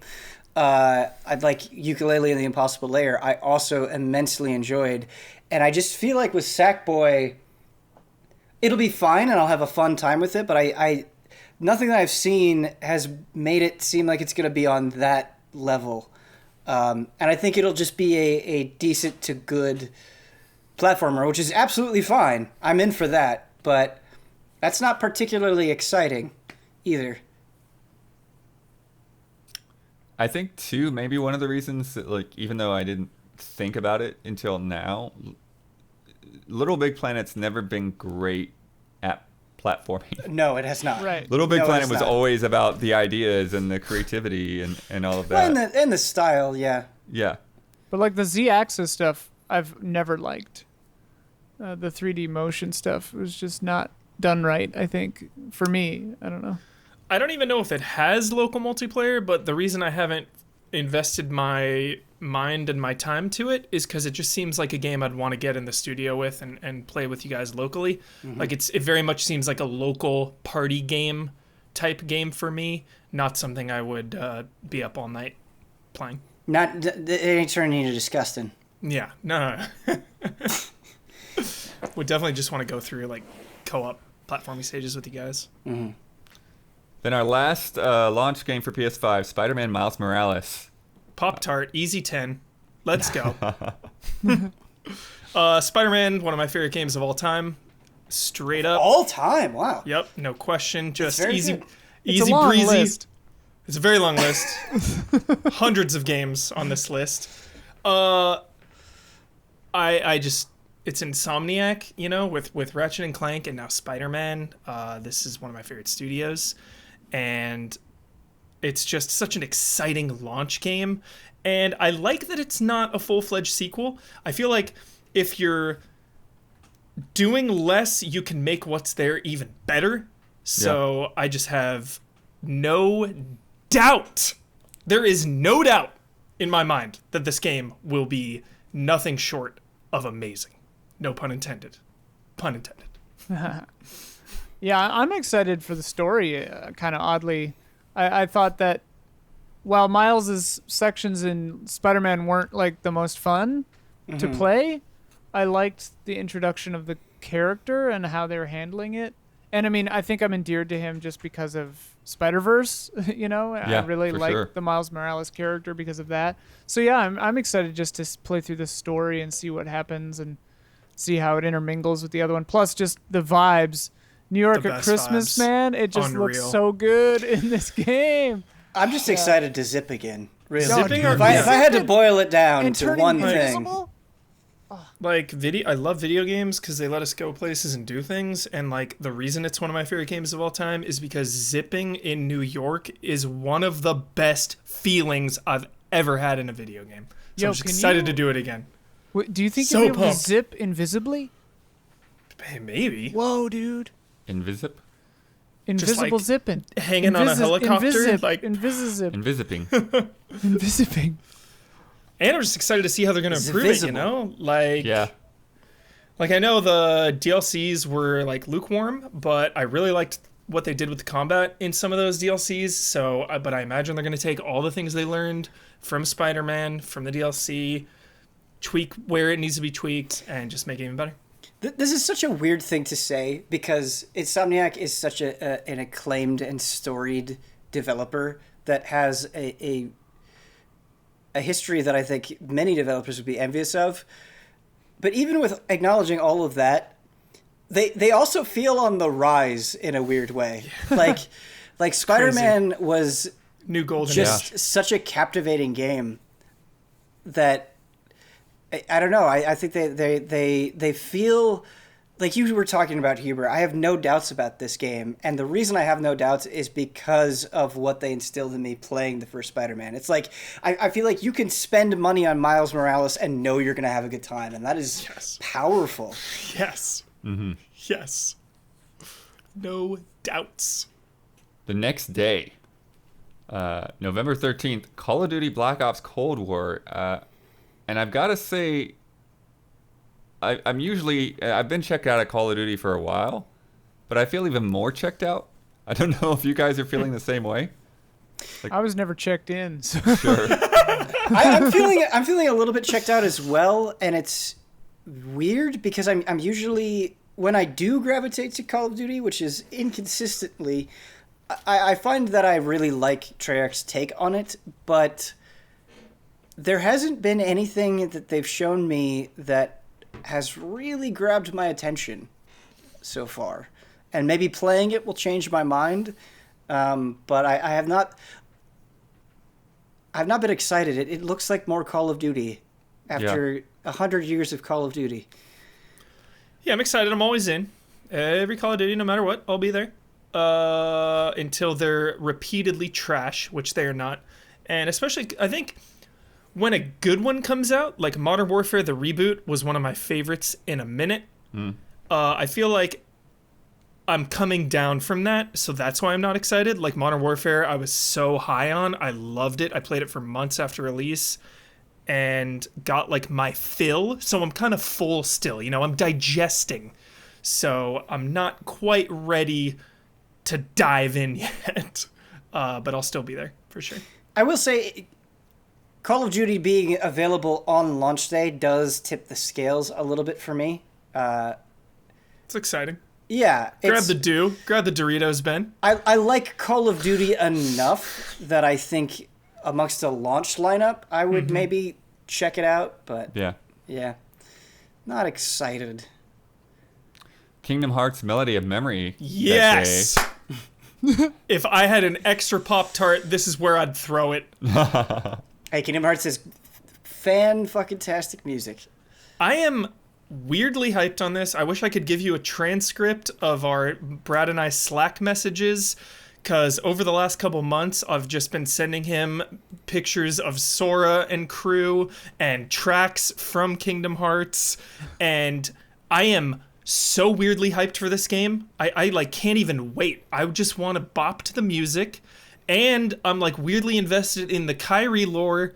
Like, let's go. I'm pumped. It's inexplainable hype. One of my most anticipated. Love that. Oh, it's so good. I'm so ready. Just because the then- music's the best. Oh, it's so good. And then the Xbox, PC, and last gen version of Yakuza Like a Dragon. Pop-Tart, baby! Throw it down. Dude! Okay. Me too. So... Alright. Throw Wait, it you in. just said you didn't have any more. No, I had Pop-Tarts. one left. I was saving it. I said if I had extra. Yeah. I see. Have to give it to Yakuza. Sorry, Wait, Sora. wait. Didn't you do... Just Miles Morales. No, and Amnesia. Yeah. Shit! I'm out of Pop-Tarts! You're out of Pop-Tarts! Only Damn two it! coming back, Huber. Damn it! Alright. Sorry. So for like the last couple of months, I've been really missing Yakuza, and the hunger is growing. And I started playing through Yakuza 5, and it was really like falling in love all over again, because I was like, oh man, like I don't really have time for this. Like I know this is one of the longer Yakuza games, like. And it didn't matter. Like, it all faded away. Like, I'm doing everything in the game. I'm having the time of my life. Like, this series is so special and still so unique. Like, the stories that they tell are completely captivating. The side activities are so much fun to get involved in. And you're going to be getting a brand new next-gen Yakuza with a brand new character, a totally new battle system. Like... If they proved anything with Judgment, it's that they could focus on different things and knock it out of the park. Like, Judgment was a fantastic game in a lot of ways. Not in every way, but in a lot of ways. Like, if you get an Xbox, or you have a PC, or you have a PS4, there's no reason not to play this game. I really strongly believe Yakuza Like a Dragon will be one of the best games of the year. If you have a PS4, there might be a reason, because the save files won't transfer to the PS5 if you want to play it later on PS5. All I'm trying to say is play the damn game. Play the damn game. He's a Dragon Quest fan. Yeah! Get in there. What's not to like? And Ian, we were talking about reaction shots for I was talking about like Vampire Diaries and shit and legacies. I love the idea of like a sequel in the same universe but with different characters. I love that idea. Yeah, I love that. Especially when a character from another one like weaves through, or like you see them doing something from another entry, and you're like, "Oh, this takes place then." Like, okay. Love that stuff. Really cool angle to go. I really wish, Huber, that we could experience Yakuza Like a Dragon in the studio together, because I bet that would be monumental. I know. Opening chapters, dude. Yeah. Someone's getting hit with a baseball bat. Quick. Another game that has the same problem, I would say, I guess, to put it simply, as Sakana, Chris Yes. Tales is coming out on November 17th. Yeah, it's just coming out at a terrible Finally. time. I mean, I don't think finally, like, I actually wasn't expecting Chris Tales to be out this year. I feel like we've been hearing about this game forever. They announced it, I want to say E3 2019, and they had a demo there. Yeah, I thought it was Huh. E3 2019 as well. Yeah. And I so mean, it was- this has been the longest year of all time, so Yeah. Right. So I would have been fine waiting until December or January or something like that, putting it right on the heels of next gen. Where's Ian going? I'm just standing up. For listeners, Ian was just falling slowly out of frame. Took the elevator down to the sub basement. But yeah, so Chris Tales, for people who don't know, it's a kind of a love letter JRPGs, being made in, I'm gonna get the country wrong, so I'll just say South America. But yeah, and the team the team can poke me for that because I know that they watch us. But has some fun, interesting time mechanics going on where both the world is influenced by time, and like at times you see like the screen split, so you can kind of see the past, the present, and the future all on the same screen. You can slide it around, and then there's time mechanics that you use in battles and stuff as well. It's been a long time since I played that E3 demo, but it's a very cool idea. The artwork is gorgeous, yeah, it's just a shame that it's gonna be wedged between next gen launch and Cyberpunk. Don't Yeah. know what Yeah. to do. Don't know what to do. Looks Good come down game though. Cool off, you know. Yeah. 'Cause Cyberpunk's gonna be. Wait, how An can you cool investment. off if like the furnace is broken? Like dude, I'm worried about getting through all these games before the end of the year, man. Yeah. know. And then yes, the 19th, Cyberpunk 2077 went gold today. oh, So that thing is happening. I mean, whether somebody says Pop Tart or not, like this is Yeah, it's obviously Pop-Tart. this Yeah. is this is the Pop Tart of the list, right? The universal Pop Tart. I will say, for the sake of discussion, I will say with the delays and the situation in the world and like how hard it is for game developers, I imagine, and just going by the recent release, their last game they released was Witcher 3. Pretty buggy at launch. Well, the last Oh, game they yeah. released was Thronebreaker, I believe, but that doesn't count. Pretty buggy at launch. Are we concerned about the initial month or so of this game? And is this game gonna break last gen consoles? Like, how is this gonna be on a PS4? If you've got a PS4, are you gonna be able to fully enjoy Cyberpunk? To me, Huber, it's a missing a forest for the trees kind of situation where like I just played through Baldur's Gate 3 early access, and like that game is super buggy. Buggy as hell, I think is an appropriate thing. But I was Doesn't willing- matter. Well, it's not that it doesn't matter. I don't want to say Right. that there is. It should be that way, but as somebody who enjoys games immensely, like I want new experiences. I want incredible characters. I want to get lost in a world, right? Like there are concessions that I am willing to make depending on what you're going for and how well you nail what you're going for. You know, I think that is way more interesting than a super polished thing that you've already played 100 times. Yeah. And yeah, Cyberpunk 2077, I have no doubt in my mind that it'll be buggy and that those bugs will be frustrating at some point. But my hope and my belief is that there will be so much outweighing that Yeah. that's not what you're going to be thinking about. Nice. yeah, I think that is very true. When I was reviewing The Witcher, like I did come across some, problematic bugs. I came across, with the swamps and the frame rate issues that were on PS4 and all of that, and it still impressed me by a great amount with just the world and the characters and the way the story branches out. And there's a lot here that, it could feel like smoke and mirrors, but also like if they nail like certain things like those backstories, you have these different prologues and then people react to you based on which prologue you went with and what character type you are. and then potentially react to you differently based on other missions and all of that. And they haven't really gotten into a lot of those specific examples of, because like with Witcher, like they really wanted you to know that they were serious about these things, right? And so they're like, okay, when you make this choice, then 10 hours later you're going to see a consequence from that choice, and so you're not going to be able to just reload your save file and pick the other choice.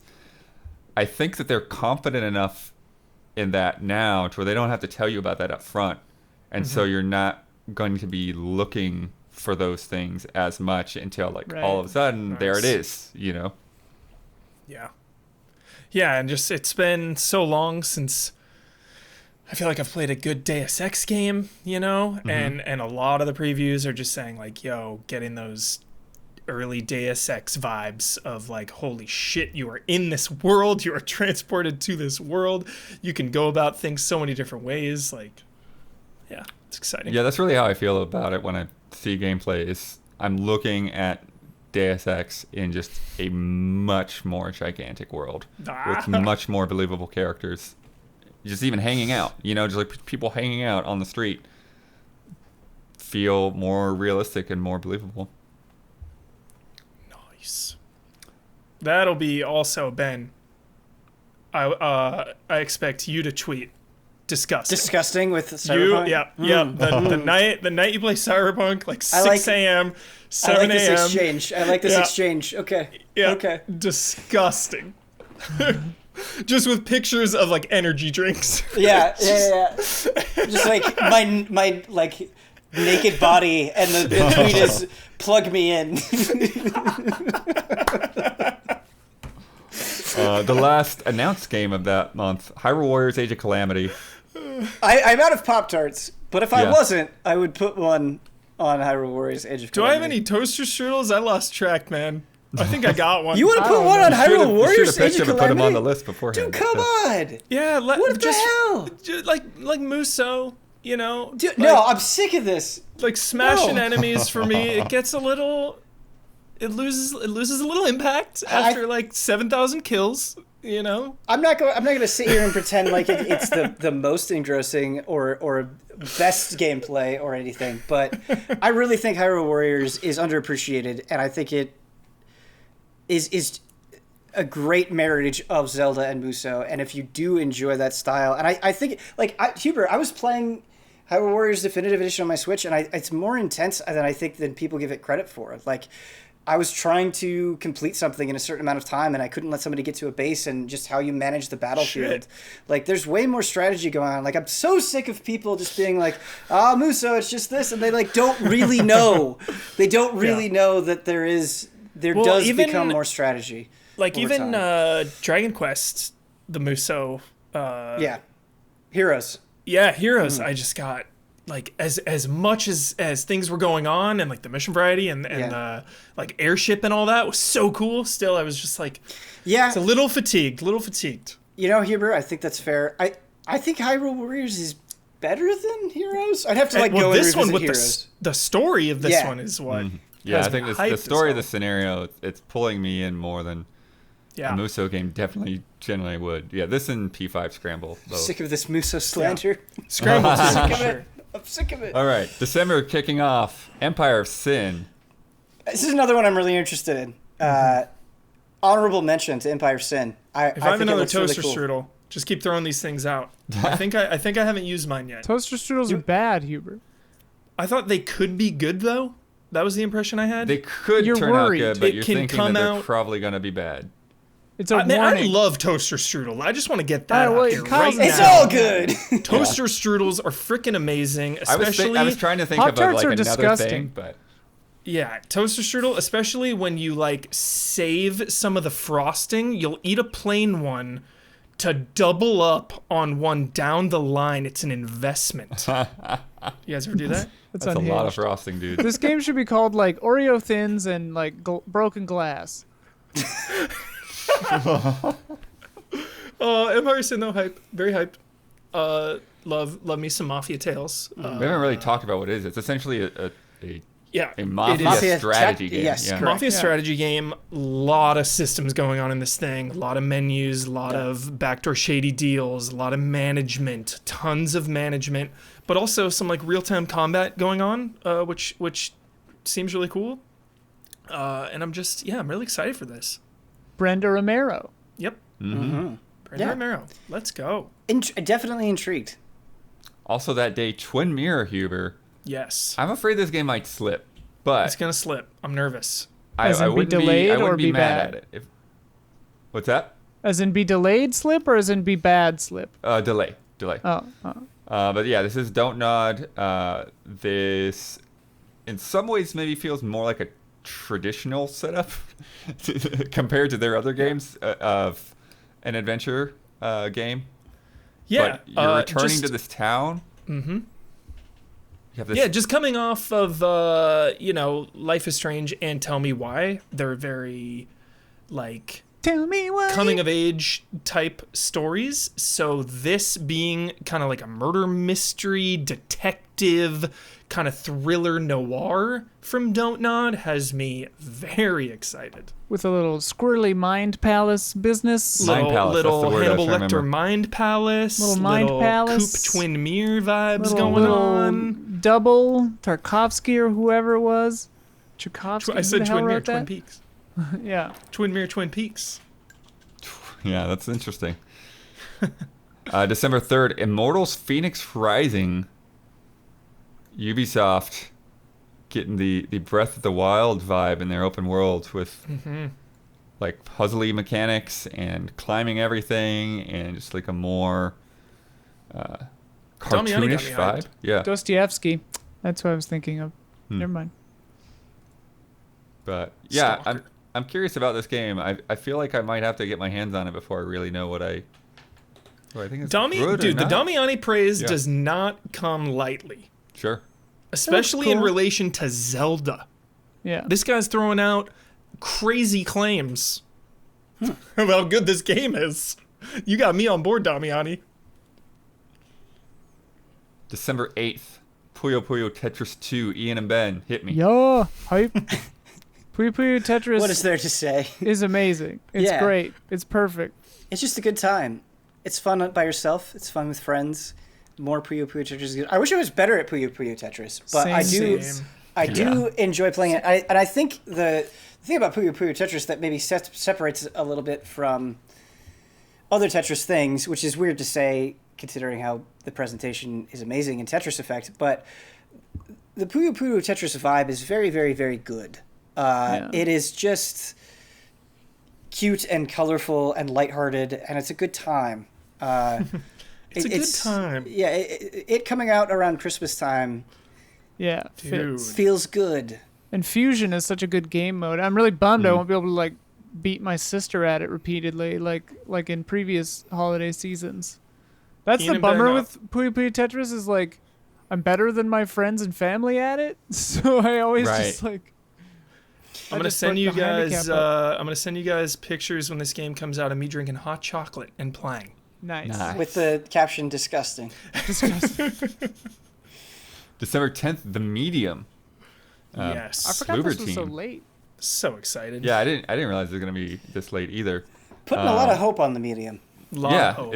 it's shown off as Xbox Series X game that's going to be utilizing that hard drive, putting two worlds side by side next to each other. Which since then I feel like I've seen a couple of games do that without claiming to use the hard drive in any significant way. Many so. games have done that. Yeah. Yeah. A Way Out Outlander comes to mind. Yeah. Even though like it's a co-op. bunch. Yeah, really excited. Layers of Fear. Sweet game. Observer. Sweet game. All you got to say about it. Yeah. I wish it was coming out this month, though. But again, it's next gen, so what can you do? You know? Yeah. Would be a good horror What can game. you do? December 15th, rounding up the year, closing us out, Collection of Saga Final Fantasy Legend. I really enjoyed the Mana collection. I don't have I did a as well. connection to Saga, though, so I don't know.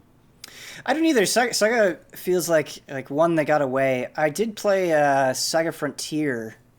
Or no, I'm sorry. No, it's not Saga Frontier. Saga Scarlet Grace last year. A little bit. I checked it out, and I enjoyed the battle system, but I feel like Saga is something that I need to make a more considered effort to get through at some point. And I feel like I've been saying that for years, so who knows?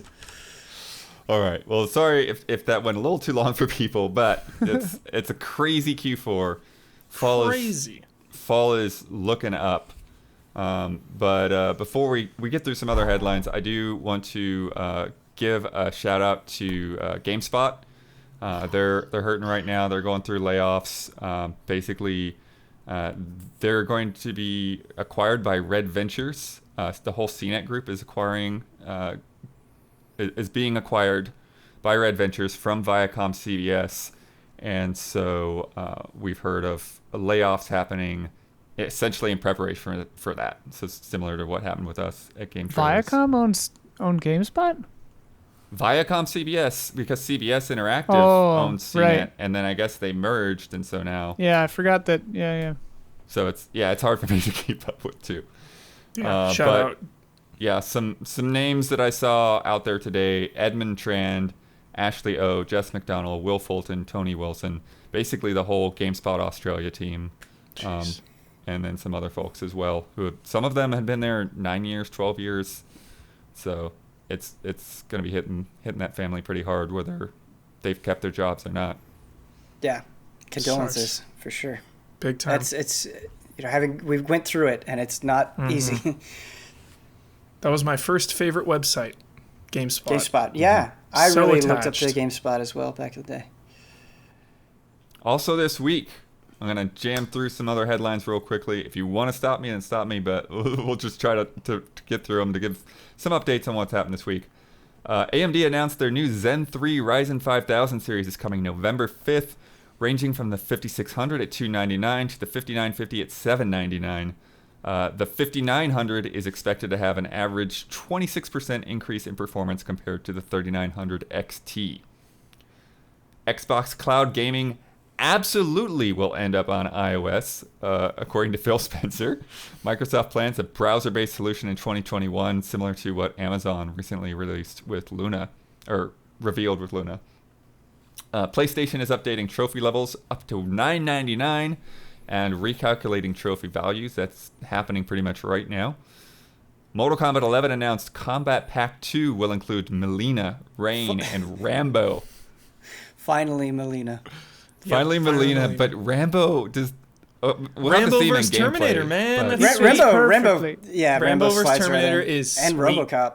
Yeah. And RoboCop. Now all you need is John McClane. You got it. It's done. The Epic versus Apple trial is set a date for May 3rd, 2021. Great. Valve is adding a chat filter to hide hateful language from people you don't know on Steam.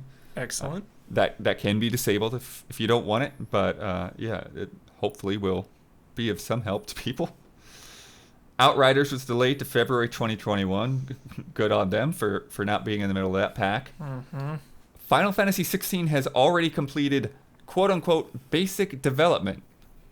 They're still building levels and boss battles and all of this stuff, so nobody really knows what basic development means. But Framework, maybe, like the the map engine layout. works. Yeah, the battle system maybe, and the scenario, I don't know. Universal Studios Japan's Super Nintendo World now officially opens spring 2021. Huh. Monster Hunter Rise won't have voice chat.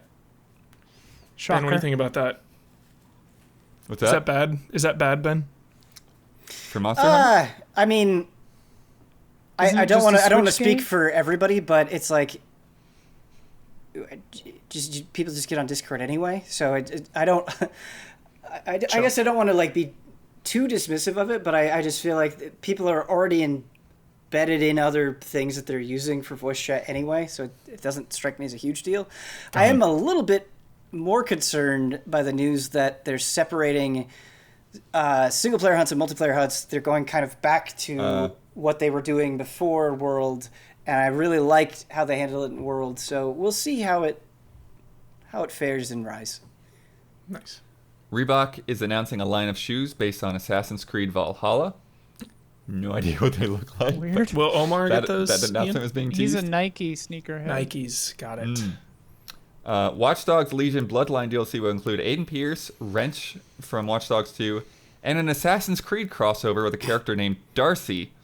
But they told IGN she's not canon, it's purely fan service. Zero hype because of that. Like, why are you going to half do it then? Right. Yeah, no more half measures. Yeah, no more half measures, dude. Ridiculous. Activision Blizzard is closing an office in Versailles that's been focused on marketing, customer support, and localization. 400 staff will be affected, but at this point it's not clear how much that will involve layoffs versus people moving to other offices around the world. So, yeah, who knows where they'll end up going. There's talk that they had thought about moving them to London, but there's too much going on for that to be a possibility between Brexit and COVID and everything. So still some details to be learned there. Resident Evil 5 Origin has cast nearly all of its leads, including Jill Valentine, Chris Redfield, Claire Redfield, Leon S. Kennedy, and Albert Wesker. Very excited. Very nice casting. Shout out to Skins UK. Watch it. 10 out of 10. Please be better than the Dragon's Dogma anime, which was horrible. And then finally, well, they have Ben, it gets confusing because they have the Resident Evil movies reboot, they have the Resident Evil show on Netflix, and they have the Resident Evil anime on Netflix as well. Listen, so it gets all really different. Across the board, just be better than the Dragon's Dogma anime. Totally. And then finally, PS5 will change the button assignments for confirm and cancel in Japan, and you can't change them back. Yeah, wild. So if you're not aware, in Japan, circle is confirm, X is cancel. Everywhere else, it's the other way around. Now Japan is going to be forced to be the same as the rest of the world. I mean, Sony is a Japanese company, and PlayStation, it's like from Japan, so shouldn't the rest of the world change it? It's part of their globalization. To the country of origin? Yeah. So weird. Just let me change it in Genshin Impact. It's driving me insane. I do wonder if there's some caveat to that, because can't you remap buttons and stuff on PS4 to be whatever the heck you need for accessibility? So I wonder. But then it would change every button. Like you would change every circle prompt to an X prompt. Yeah. So that's that. It's time for love and respect. I do not have Rufus, so I will have to do my best imitation. This is great. Love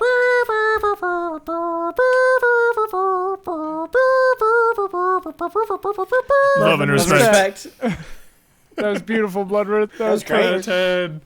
I think that's gonna just have to be it for now on. Like, Yeah. maybe I a agree. duet with Rufus. If our backup Rufuses die, then we'll know who to call. I don't know the exact pronunciation of his name, but I believe it's Jacopo Ameli writes, yesterday, Baldur's Gate 3 released in early access, and my friends and I have been waiting for it for months now after playing Divinity 2 together. They were incredibly excited, but I wasn't, and they called me out for being a downer. Working in game development and more closely following gaming news made me a bit wary of early access releases, even from the better developers. Has your knowledge of the development process and the general gaming industry / marketing strategies ever made you less excited about a game release? Yeah, I mean, Ubisoft games right now. I was just saying. All the time. Yeah, just everything that's going on with that company is disheartening. And then just how long it seems like we've been seeing the same footage for Watch Dogs and Assassin's Creed has considerably reduced my hype for two franchises I really, really like. I feel like the flip side of this is also true for me because, like, knowing how like a dev can get screwed over by a publisher or whatever and this and that, like various circumstances, I've definitely given a game the benefit of the doubt in a trailer stage, because knowing like what goes into this kind of stuff too, so like the opposite has also been true in the past of being like, well, maybe that's just a really bad trailer and like there are things in there that look good, like whatever. Yeah, I think for me, what ends up kind of dampening things, kind of as Huber was saying, is like seeing a game like over and over again to the point where like I just want to play it at this point. But I think more specifically, sometimes when the preview event is just sort of the beginning of a game, that can kind of kill it for me, because especially the longer the event is, then that's the more stuff that like I have to repeat right from the get-go. Do over, Yeah. yeah. Yeah, and so that's one thing like I appreciated about how the Watch Dogs preview went down, is they're like, we're just gonna skip you past all the beginning stuff. You know, we're gonna put you in there. Like, I don't know how far it was. You know, 2 or 3 hours in, it still seemed kind of like the beginning, but because I didn't have to watch all of the cinematics and go through a tutorial and do all the slow stuff, essentially, that can have a little bit more impact up front. I think some of the times I get the most agitated are when the game industry, and many industries really, love to play the copycat game, and so something blows up and then you get a bunch of things that, you know, are inspired by that thing, and it's like, listen, if you're making a battle royale game, and it's not that different, don't try to convince me that you've reinvented the wheel or you've made, you know, an online TCG and you've changed everything when you haven't. Right. And I think I just get tired of that song and dance of trying to sell you something when that is revolutionary, when like maybe it would be better if you leaned into what this thing actually was and how derivative it is or something. And that just gets so annoying when I don't know, it just feels like a lack of honesty, really. All right, up next, Brandon K. Gann. Hello, everyone. Most underappreciated job in games? We all know games are made by many people with a variety of positions, and often said games take years of work before we get to enjoy for however many hours. But I wanted to know what you all think is the most underappreciated job in all of gaming, from programming to art to Q&A to QA to marketing, composing to scenario writing. What do you feel doesn't get enough recognition? Love and respect. Love and respect when we talk games. They didn't even say it. That's how underappreciated it is. Sound audio design, yeah. Never gets enough love, ever. Yeah. And I think a lot of it too is like we don't have legit setups. Like, you know, I use headphones a lot, and like I know I'm missing out on some awesome sound from some crazy setup. So I think a lot of sound is dependent on your setup. But like just going to preview events where they have all that set up, and then you're like, whoa, this is what it's supposed to sound like. It's like watching a movie in a movie theater versus not. Sure. It's like, whoa, this is what it's supposed to be like. I think Hellblade proves, though, that you can do really good headphone setups, too. For sure. Yeah, a lot of times headphones are better than... Yeah, I've found that with my surround sound system that unless I'm able to like, really crank it up, I lose a lot of the details because you just hear car noises and wind and people next door with kids screaming or whatever, you know, and it's, audio is a tricky thing to sort of get to work in your favor if you don't have a multi-million-dollar house or something. Mm-hmm. I think UI design is grossly underappreciated. Good UI can make or break a game, and I don't think, like, on a critic level or a consumer level, like, we appreciate it or analyze it properly enough, because especially in like mechanically dense games or inventory management or just like how you process and display someone's stats, like all of that stuff is really, really, really important, and it is extremely difficult to do effectively depending on the type of information that you're trying to present in your game, and it just does not get nearly enough love. You're so right, dude. I didn't shout it out in frickin' Hades. How good is that UI? Yeah. My goodness. Right, like Good call, man. Think about like when you get a boon and how easy it is to be like, okay, this Just boon like, applies boom, boom, this boom. effect, and it's like, okay, I can see exactly what that effect does. There are actually some instances in Hades that I think things could be clearer, but UI is important.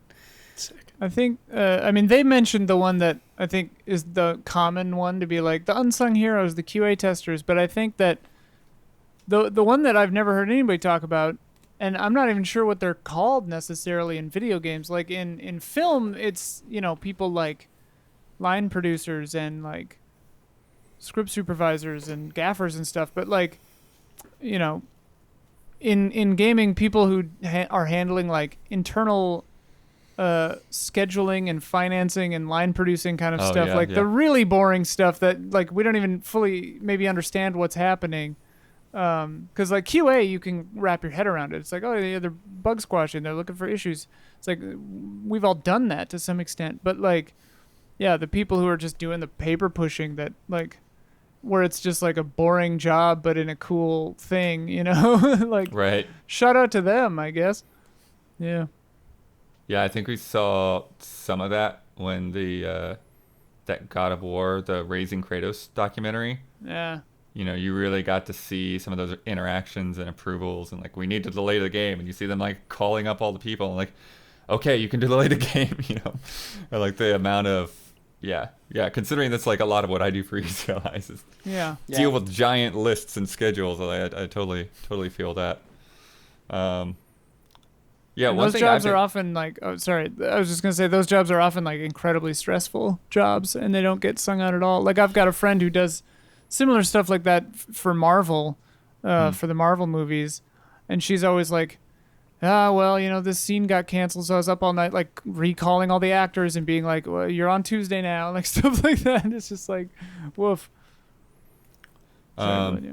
yeah, the one that came to my mind that I've been thinking about a little bit lately is just like, I think it gets recognized, the work gets recognized, but I don't think you ever really see a lot of the people that make it, and it's like the box art and the key art for something. You know, like, I don't feel like that process is shown very often, and it feels like it has to be like really intense, because otherwise, like, well, why don't you have like 30 posters that look like this that are just as cool and just as good? And you know, and then thinking about like the decisions that have to go into those things about like, okay, who's gonna be on the cover, and you know, how are they going to be positioned, and all the different things that you need to communicate about the game with just like that one thing that's going to sit on the shelf.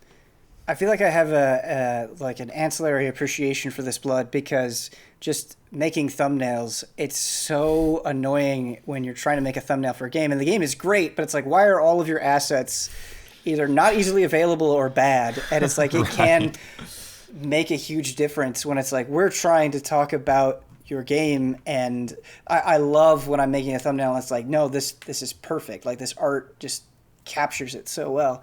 So yeah, very good thing to call out.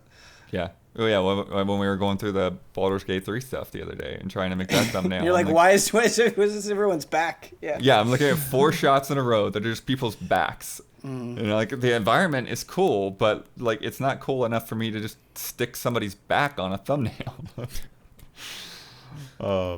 But yeah, time to do a game real quick. Okay. Sponge J1 is back with a new batch of games that everyone knows and maybe everyone loves, and a new iteration of Timesplitters. If you haven't played, it's simple. Out of 2 games listed, which, according to How Long to Beat, is shortest? This is for the main story of each game, not the completion or the main plus extra times. Okay. All right. So the first one specifically calls out Ian. Huh? Cool Spot versus Yo Noid. Oh God. Which one is shorter? Yo Noid? I think so. You got it. Yeah. Yo Noid is 1.5 hours, while Cool Spot is 2. Yeah. Wow. That's really funny. These each have titles. I was like, what does this mean? I was like, it's just like a fun title for it. Can I copy your homework? Sonic Lost World versus Super Mario Galaxy. Or wait a minute. I think they got mixed up here. So Sonic Colors is listed, so we're gonna say Sonic Colors. I didn't have time to go through and check these off, so I don't know which one they meant. So we'll say Sonic Colors. I'm gonna say Sonic Colors. I'm gonna say Mario Galaxy. I have no idea. Sonic Colors. It's Sonic Colors. 7 hours, while Mario Galaxy is 14.5. Yeah, I was gonna say Galaxy, not short. Yeah. Insomniac versus Insomniac, which is Sunset Overdrive versus Spider-Man. Sunset Overdrive's not that long. Yeah, I want to say Spider-Man's Sunset not Overdrive. that- Shout I out want to to say. I want both. to say. I want to say Sunset Overdrive as well. Yeah, I'll say Sunset. It is. Sunset Overdrive is 10 hours, while Spider-Man is 16 and a half. Rise of the Reboots, God of War 2018 versus Tomb Raider 2013. Tomb Raider. Tomb Raider's shorter. Oh, yeah, I want to say Tomb Raider's shorter as well. I Guys agree. are nailing them. Tomb Raider is 11 and a half hours. God of War is 20 and a half. Yeah. God of That's a War good is 20 is hours. a chunky It's a game. long game. They turned the Build-A-Bear into a hot topic. Jack 3 versus Jack and Daxter, the Precursor Legacy. Jack 1. Dude, Jack 3 is pretty long. I'm saying... This seems like a trick question, though. Shit, I'm saying Jack 3 is longer. I will trust Huber. Oh yeah, I It's have probably no idea. wrong. I gotta This is go such a with Hubert. trick. It's such a trick. Huber is right, although he worded the question inversely. The winner is Jack 1. Yes, okay. 10 hours. Jack 3 is only 12, though. So they're Okay. close. Whew. Engine buddies. Horizon Zero Dawn versus Death Stranding. Horizon's shorter. Death Horizon's Stranding felt shorter. forever. Right? Yeah. Yeah. Yeah. Yeah, it's Horizon, but it's closer than you might think for just the gonna main say, yeah. story. Horizon Zero Dawn is 34 hours. Death Stranding is 40. Whew. I put a lot more than 40 hours into Death Yeah, Stranding. Death but- Stranding, dude. Ah! Remember Death Stranding? Yeah. 6 hours is not that close, I would say, but all right. That's Per like an capita. entire game from 2013, 2012. A Rockstar's greatest hits? Manhunt versus The Warriors. Ha, Manhunt's shorter. yeah, I'm gonna go with Manhunt as well. It's The Warriors. You missed one. Oh, that's our first But- wrong. 11 hours for The Warriors, 11 and a half for Manhunt. Oh, come on. Warrior. At that point, it could like change depending on the person, right? Like, Seriously. Right? Averages. It's averages. That's Sci-fi those, souls. Dude, Warriors is so sick. Star Wars Jedi Fallen Order versus The The Surge. Surge, yeah. I'm going to say Fallen Order shorter. Surge, you die a lot. Yeah, but I never beat the Surge. I didn't play the Surge. I'm gonna say the Surge is shorter. I'm I'd just say throwing the it out there. Surge. Yeah, I think the Surge, man. It's Jedi that's shorter. Oh, dang. 16 and a half hours versus 20 and a half for The Surge. Wow, God. It's all those Surge is deaths.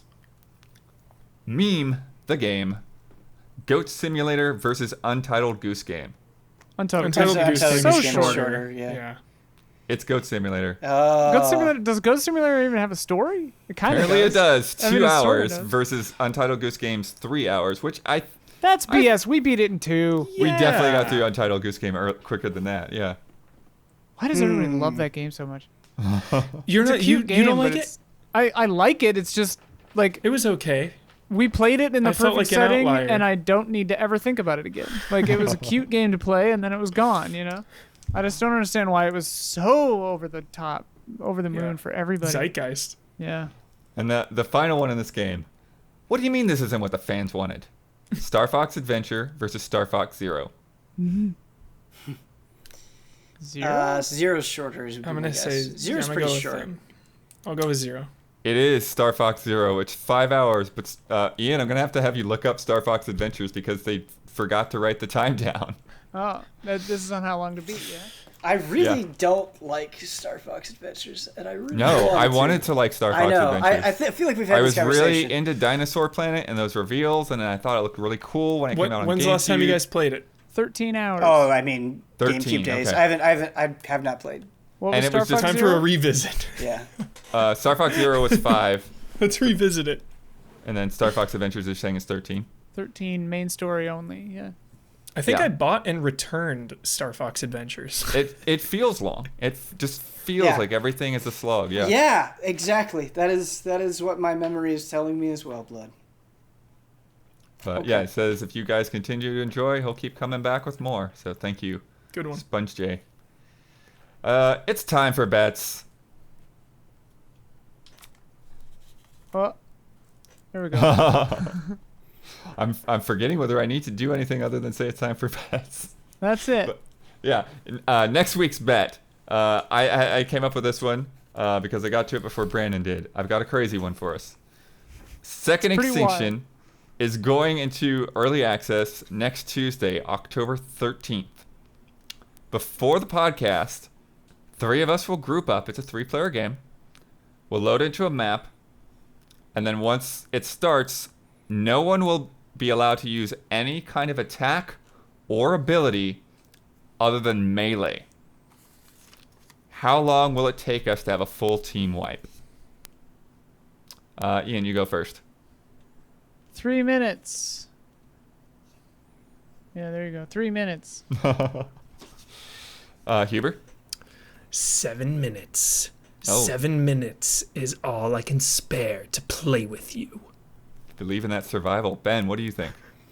I did 3 minutes and 30 seconds. Okay. Coming in the middle.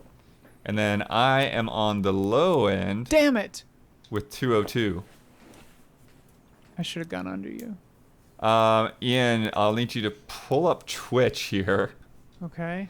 And you're probably going to need Wikipedia as well. So last week's bet, Nickelodeon Kart Racers 2 Grand Prix launched on October 6th.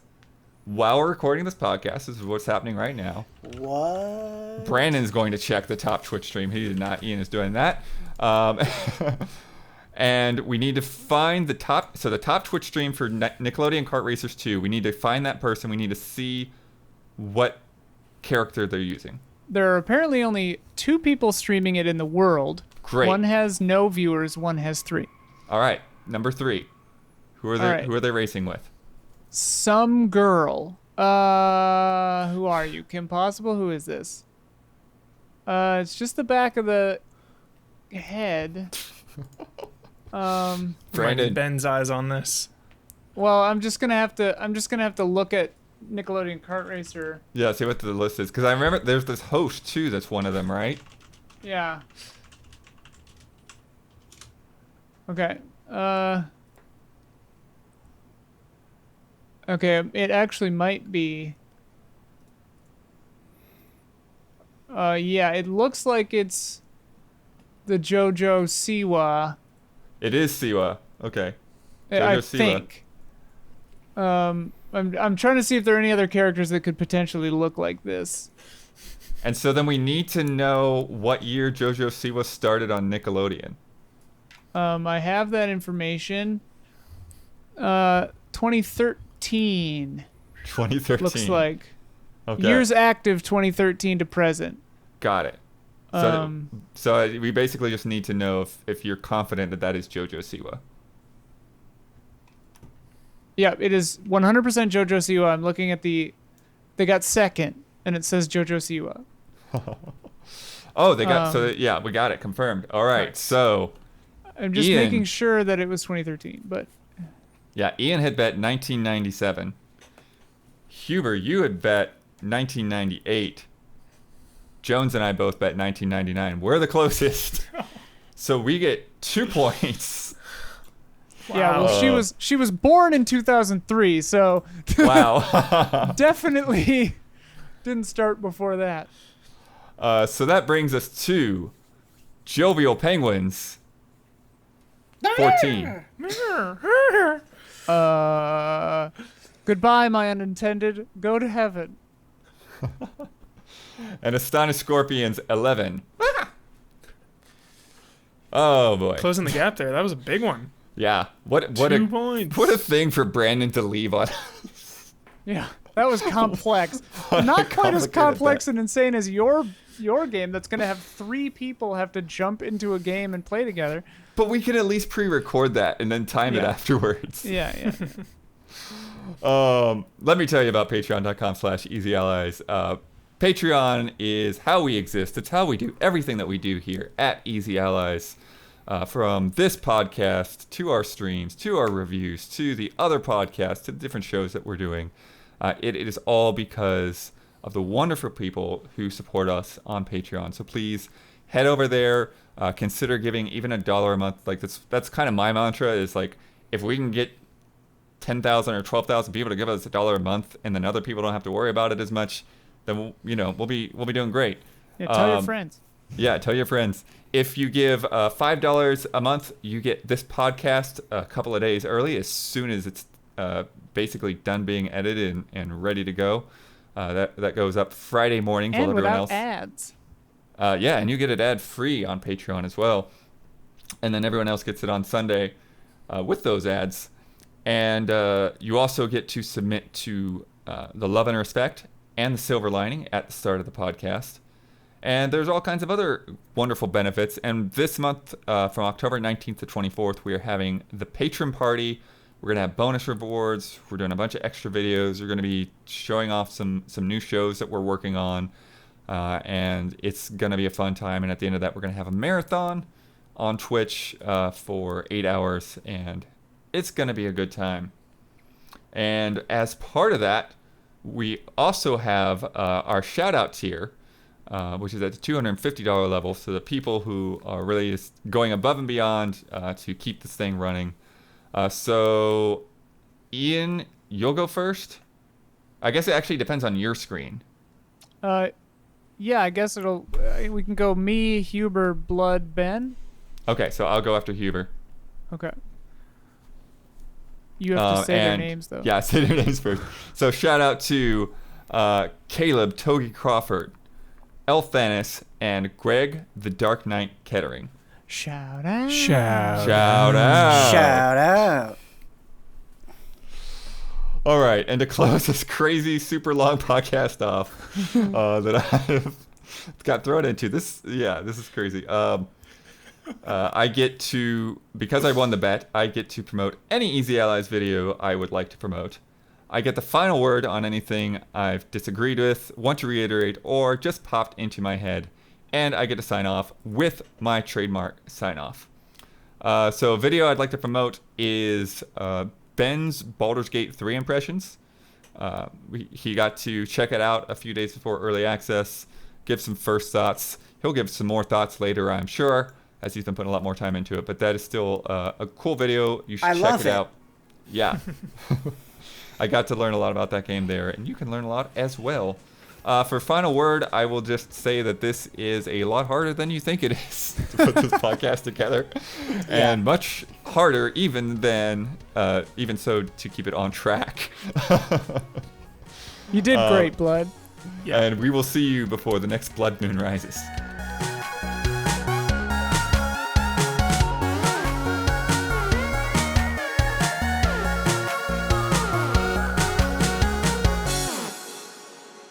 Flailing in fours. It's like pouring a fire hose on your birthday cake, man. Like, what?